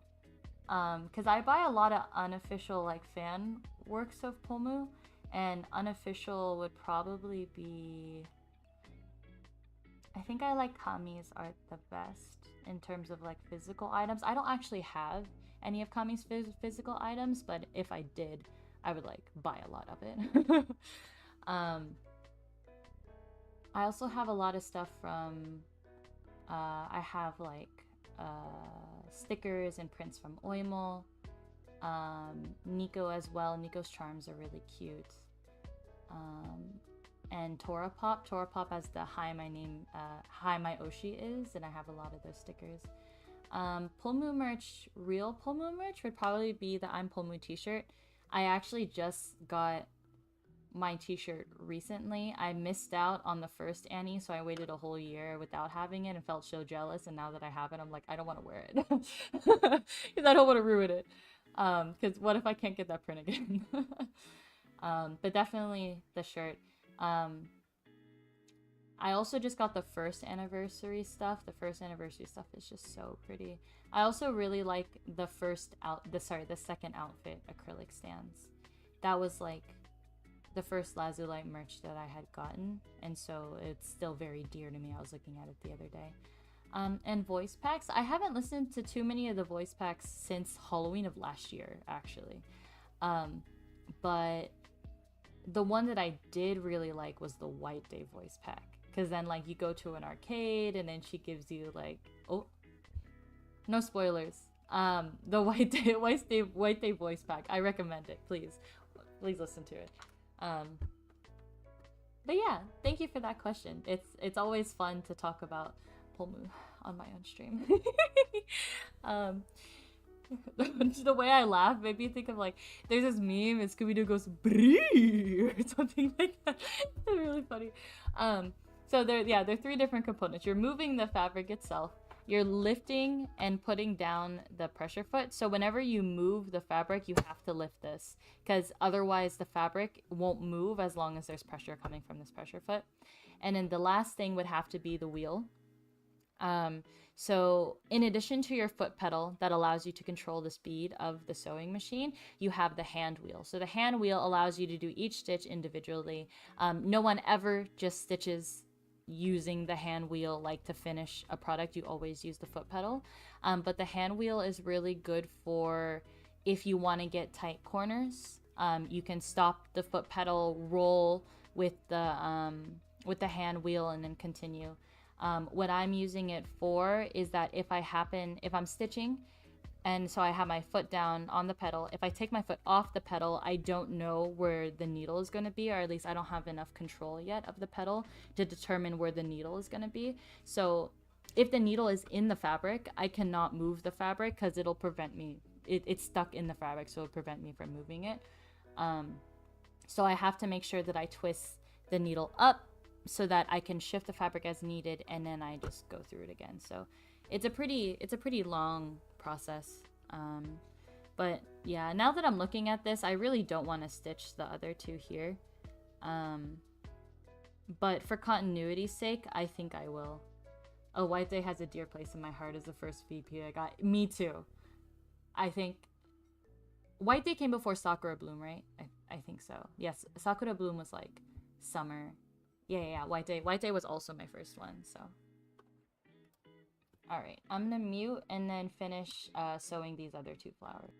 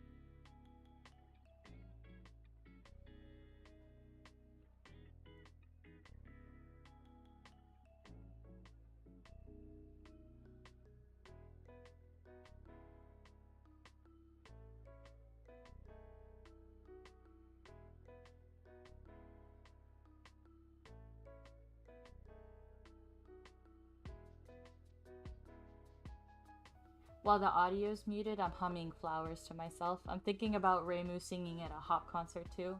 So good.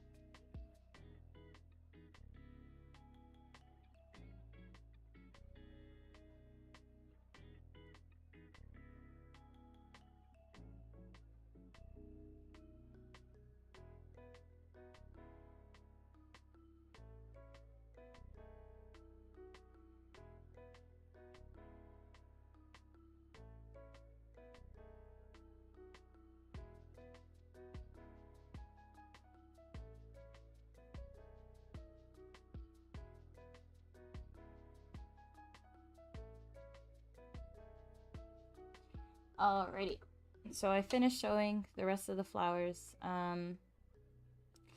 Definitely look a little blocky. Not what I would like for something that's so supposed to be so rounded and smooth. But another thing that I looked at recently that has also become my next favorite piece of merch was the signed anniversary, second anniversary Pomucheki.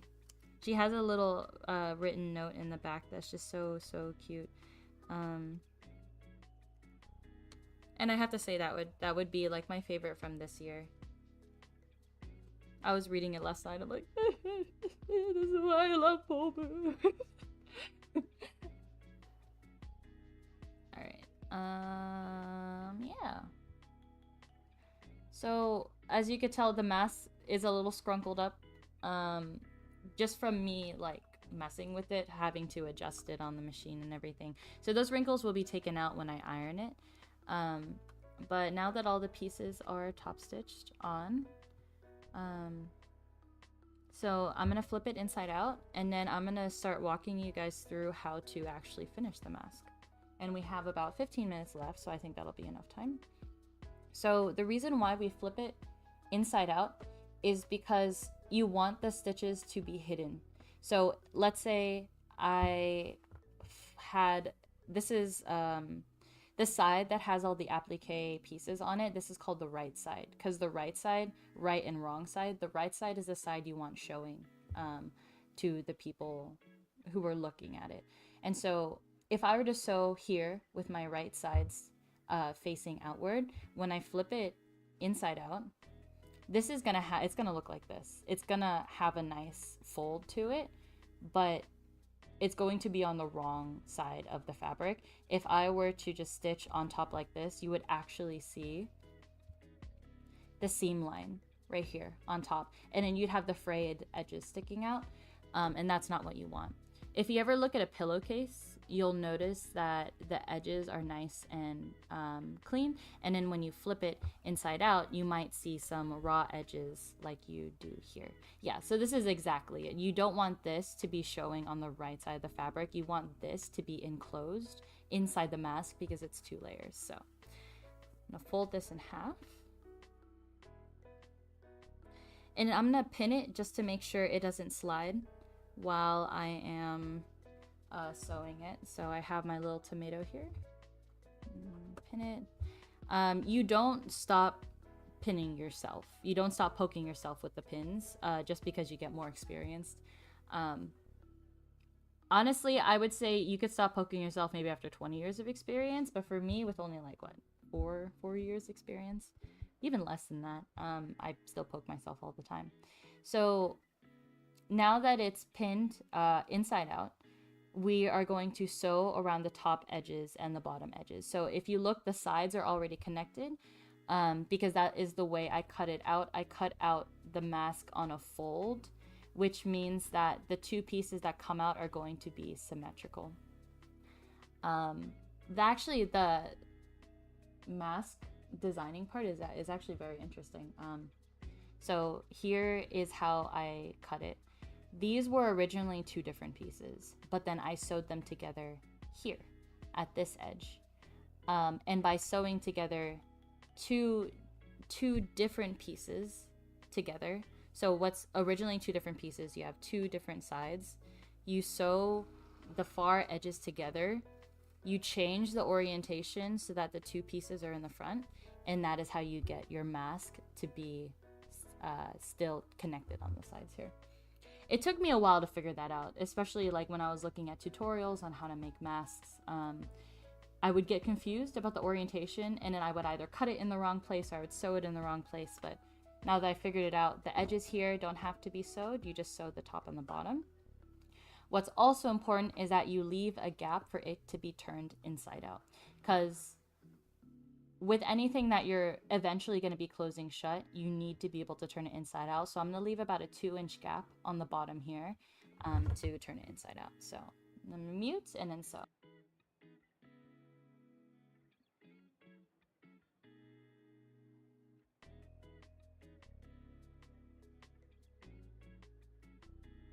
I forgot that I had my my stitch length settings set to 2. So it was like, no, I need it to be longer.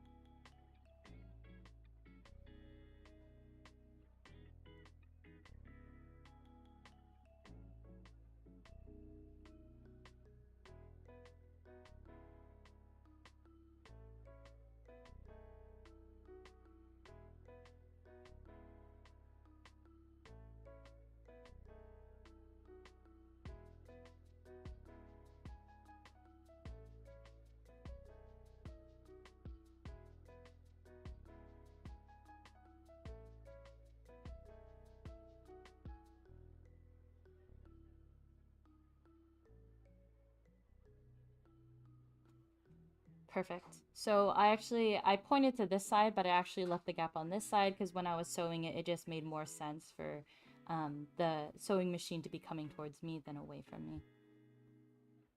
So I'm gonna cut off all the loose edges. As you can see, just from messing with the mask, the edges are already frayed. So this is what we don't want to see at on the right side of the fabric. When you first cut the fabric and it's not messed with, that's where it gets these nice even edges. And that's what I was talking about with like top stitching these applique pieces. I was worried that without top stitching them, they would fray. Obviously I put this stuff on there. Sorry, not obviously. I forgot I hadn't talked about it before. So fray check, that's what this liquid is. It smells god awful. It is just liquid plastic essentially. And when it dries, it like glues the fabric pieces together so that they don't come undone. So it's a lot, I guess it's a lot harder for them to come undone than they would if you didn't put the fray check. So I make sure to cover all the edges of the applique pieces with fray check, but it still doesn't prevent them from fraying, even though I have the fray check on it. So that's why top stitching is like another measure. All right, so sorry, let's just turn this off.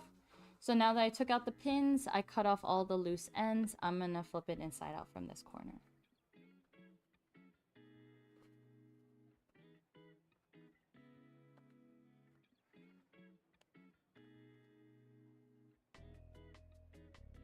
So I'm actually poking out all the corners with my fingers, but if you really wanted to get like the sharpest, cleanest, nicest looking corner, you stick like a pencil or something in there and use the sharp edge to push it out. But honestly, it's not too difficult. You can just sort of mold with it and it'll work. Alrighty. So what I do is that sometimes the seams, when they come out, they're nice and puffy, but I like to massage it with my hands to make sure that the seams are pressed all the way out and you get as much fabric as you can. So now here's the open edge. I'm going to flip these edges in, and then when I do a top stitch, I'm gonna stitch right on top of that here. And then just seal that hole. So this is what it looks like. The mask from the front. It looks a lot better now that I'm looking at it. It looks a lot better without a bunch of straight edges. This is exactly what we mean by like the folds are nice. All the whatchamacallit, seam allowances are on the inside. And so before I actually go and sew this, I'm going to iron it because that'll help me. When the edges are nice and crisp, then you can sew on top and not worry about them moving. So I will be right back.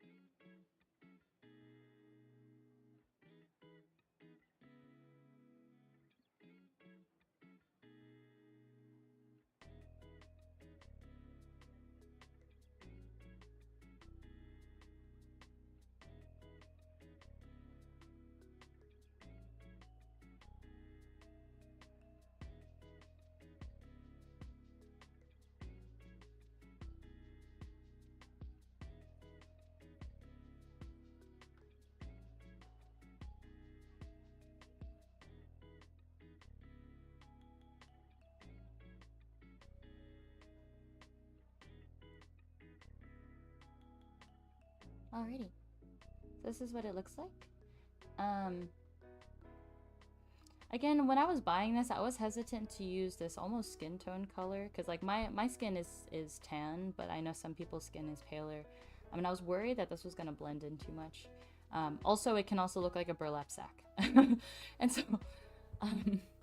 wasn't quite sure which direction I was gonna go in. But it looks decent so far. I think now looking back on it, maybe I could have chosen like a blue or something. Just some other color other than this burlap sack. But it's okay. Decisions were made and I'm gonna pull through with it. So now there's 3 more steps to finish this. 2 more sewing steps. How much time do we have? Okay. So I'm gonna quickly finish this and then I just want to talk about what I want to do for next stream. So I'm gonna top stitch the edges just to make it look nice and clean. Also, when I top stitch the edges, then these seams can't come undone like this. It keeps them in one place, and then when you put them in the wash, it'll come back in the same shape. So.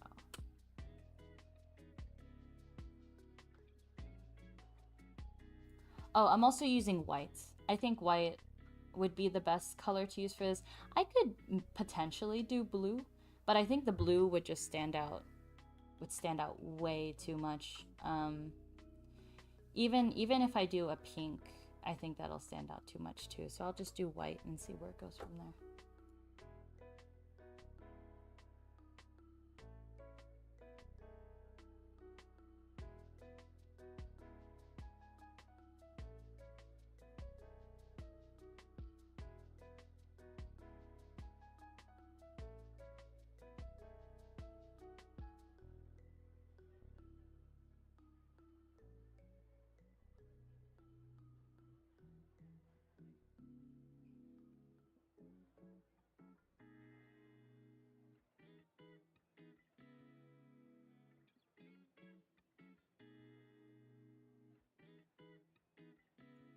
So when I ironed it, I ironed the edges inward. So now all I have to do is top stitch and then it'll be, the edges will be.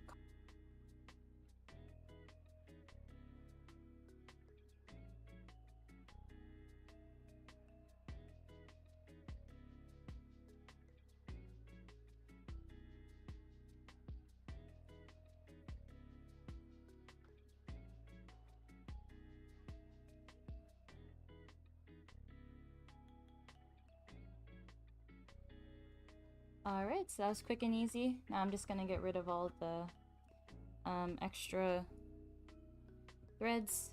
Again, you always want to cut off your threads after you finish sewing, because if you wait until the end, you won't know what's what goes where, and then you won't be able to cut them off as precisely as you would like to. So now that looks really nice. Now that I've done the top stitch up top, then I'm gonna fold over the edge here and then sew down. This creates a little pocket for the elastic to go through.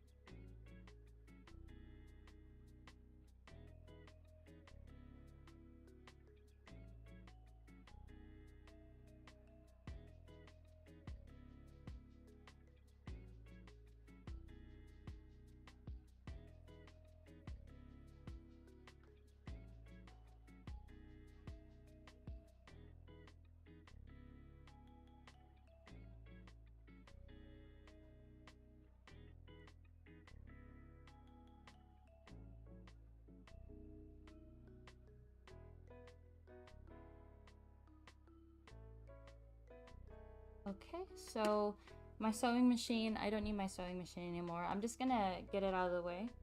So I'm gonna cut this thread, wind this back up, unplug my sewing machine, boop,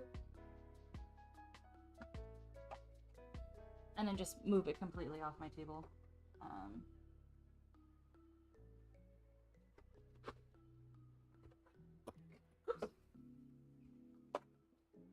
what that was. Oh, that's a spool cap.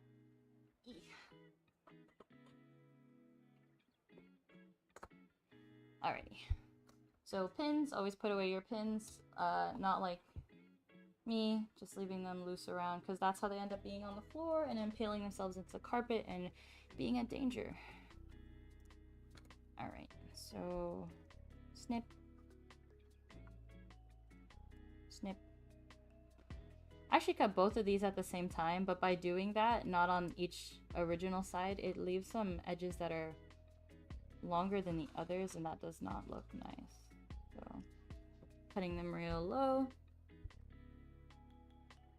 Ta-da! Now I know I need to move this a little bit closer into the mask, or just make this bow smaller, because this line goes right over her wing, and it is very, very, very apparent. But other than that, I think it looks good.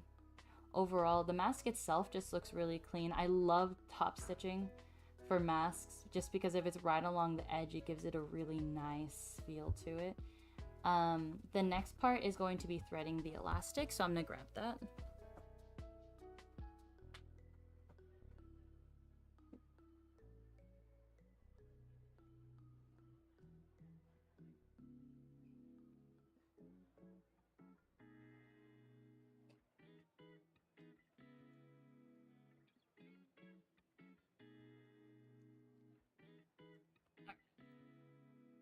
So these are 3 different parts. I actually have a tool that makes it really easy for me to thread the elastic through the mask, but I don't know where it is at the moment, so I have this metal tool instead. But we have elastic just in a giant spool. This does contain latex in it, so you have a latex allergy. Please let me know ahead of time so I don't even put this in the mask. Yeah, so I just don't even mess with it. I need my ruler. These right here. Sorry, this desk is messy and it's messing me up a little.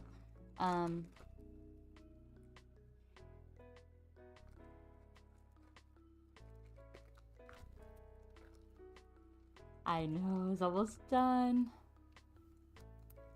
So these right here, they're little plastic pieces that you can put onto the elastic, and then you pull, or you pull it off the elastic, or you pull the elastic through it this direction to tighten it or loosen it.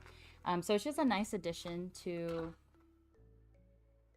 the elastic as it goes around the ear. So what I normally do for this, I pull it 14 inches. I do 14 inches of elastic. So I have a ruler here. I go about 2 inches further than that and a nice snip. There we go. So now we have about 14 inches on here. I thread it through this metal piece. As wide as it needs to be, it doesn't really matter how well I do it. And I stick the metal piece in here and I just push it all the way through. Just kidding. There needs to be something to hold the wire against, so I put the other end of it through. And then I pull the rest of it through. There we go. Ta-da! So that's number 1. So let me do number 2. When I cut these elastics, I just cut them in bulk. I just sit here just cutting elastic after elastic, because that makes the most sense. So I thread this through here. I stick the metal prongs. This doesn't have to be this long, but it's because it's like leftover wire from when I made headbands. I just use it. If it ain't broke, don't fix it. Okay. So now that these are threaded through, I take the elastics and then I tie them into 2 knots. This is just really simple. Whoever ends up owning this mask can do whatever they choose with it with the elastics. They can even buy their own elastic. Let's say if you're latex free, you can even buy your own latex free elastic. But this is it's just temporary, so I can put on the little plastic pieces.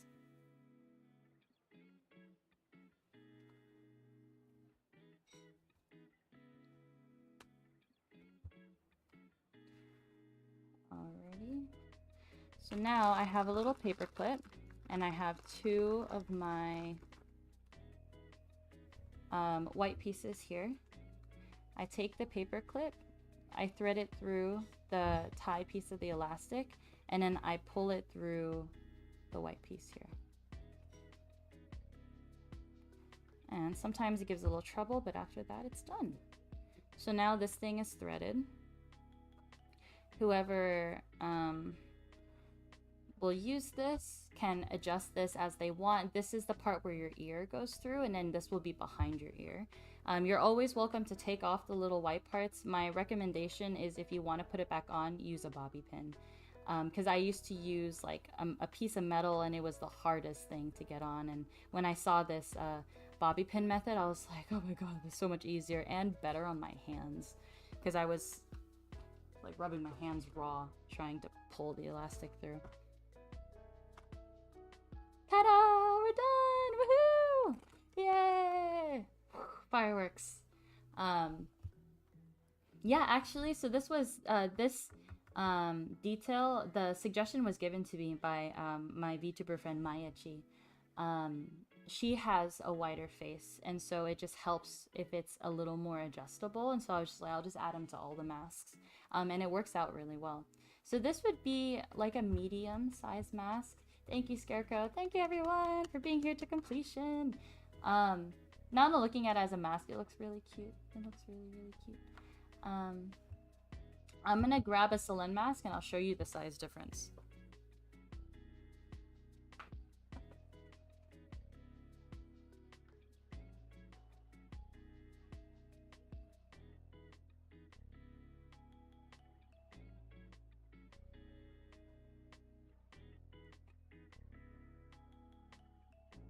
I might just need to recreate my my mask templates,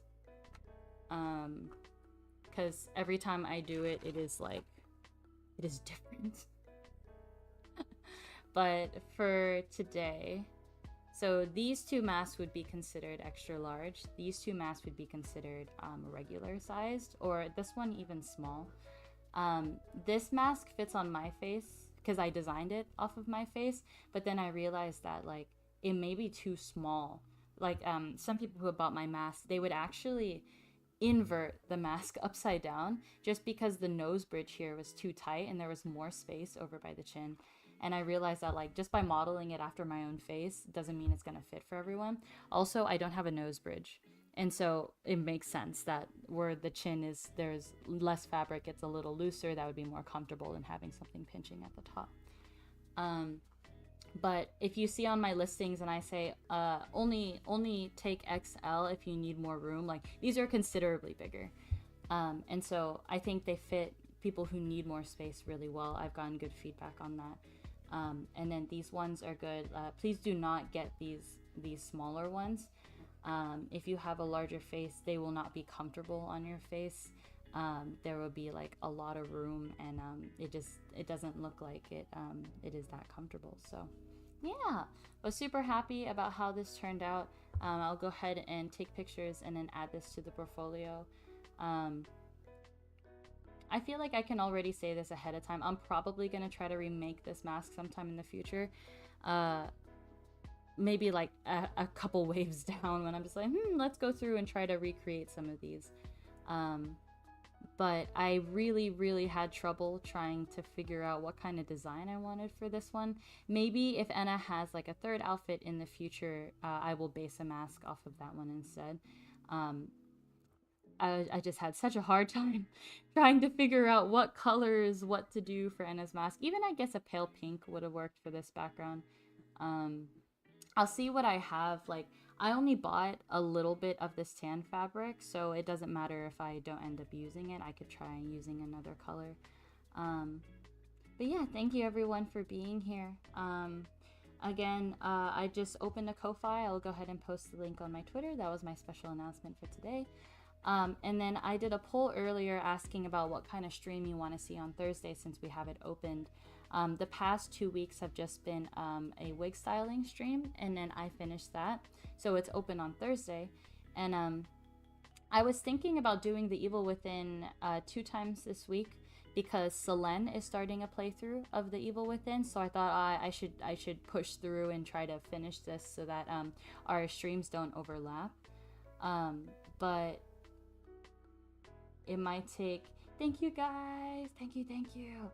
It might take a little bit of time for that to be, or sorry, it's gonna take time for that to be finished, but I think I might just do an additional stream a week to just finish the Evil Within. And then on Thursday, it seemed like people, like you guys wanted to see the next project that I have going on. And I will take some time right now to talk about it just as an introduction. I will talk more about it on the next stream. But I want to try making little plush mascots for each of the characters of NijiEN. They're only going to be about this big. And so I want to start designing those, and I actually plan on not making those myself. I had been pretty set on trying to make everything myself, whether it was accessories, whether it was headbands, masks, and stuff. But I realized that that's, like, I can still continue to do these as a passion project, but I want something that's going to, I can sell more easily rather than having to put a lot of effort into these things and having them sell at a slow pace. I want to be able to buy a bunch from a manufacturer and then be able to sell those. So that's going to be the focus of Thursday's stream. I'm going to look at references of different mascots and then try to be able to create little designs for plushies that I could then send off to a manufacturer if I am able to find one. I hear that finding a manufacturer is a war zone because people are fighting over the good ones and there's a lot of bad ones. And so I will consult my different resources, my different artist friends of where I could get a plush maker. But I hope that they will turn out to be really cute. And I have an idea on how to use those plushies. And so I'm very excited. I might end up doing more streams later on where I'm actually designing these, and then you get to see the process as they're going through a manufacturer and stuff like that. So, but yeah, I feel like I have a lot of knowledge to share when it comes to making these things, like at least with what I know and what knowledge I'm using to actually make things. I find it's not only fun to share with other people, but I think it's also just you wouldn't be able to know otherwise unless you try it yourself. And so if I can provide that knowledge, then I want to be here to do that. So yeah, thank you everyone for being here. We ran about 15 minutes over, but that is okay because that is approximately the time that I finished streaming. So next stream again will be on Thursday. Oh, I do not have a drawing pad, so I anticipate doing the designs on paper and then choosing the colors online. We're gonna see how that's gonna work. I might just have to get a drawing pad or see if I can like buy one that's used already, just to make the whole process easier. Because definitely I think being able to have everything on just one medium would make it a lot easier. But anyways, okay, bye everyone, bye, thank you for coming. Where's my mouse? Have a good day.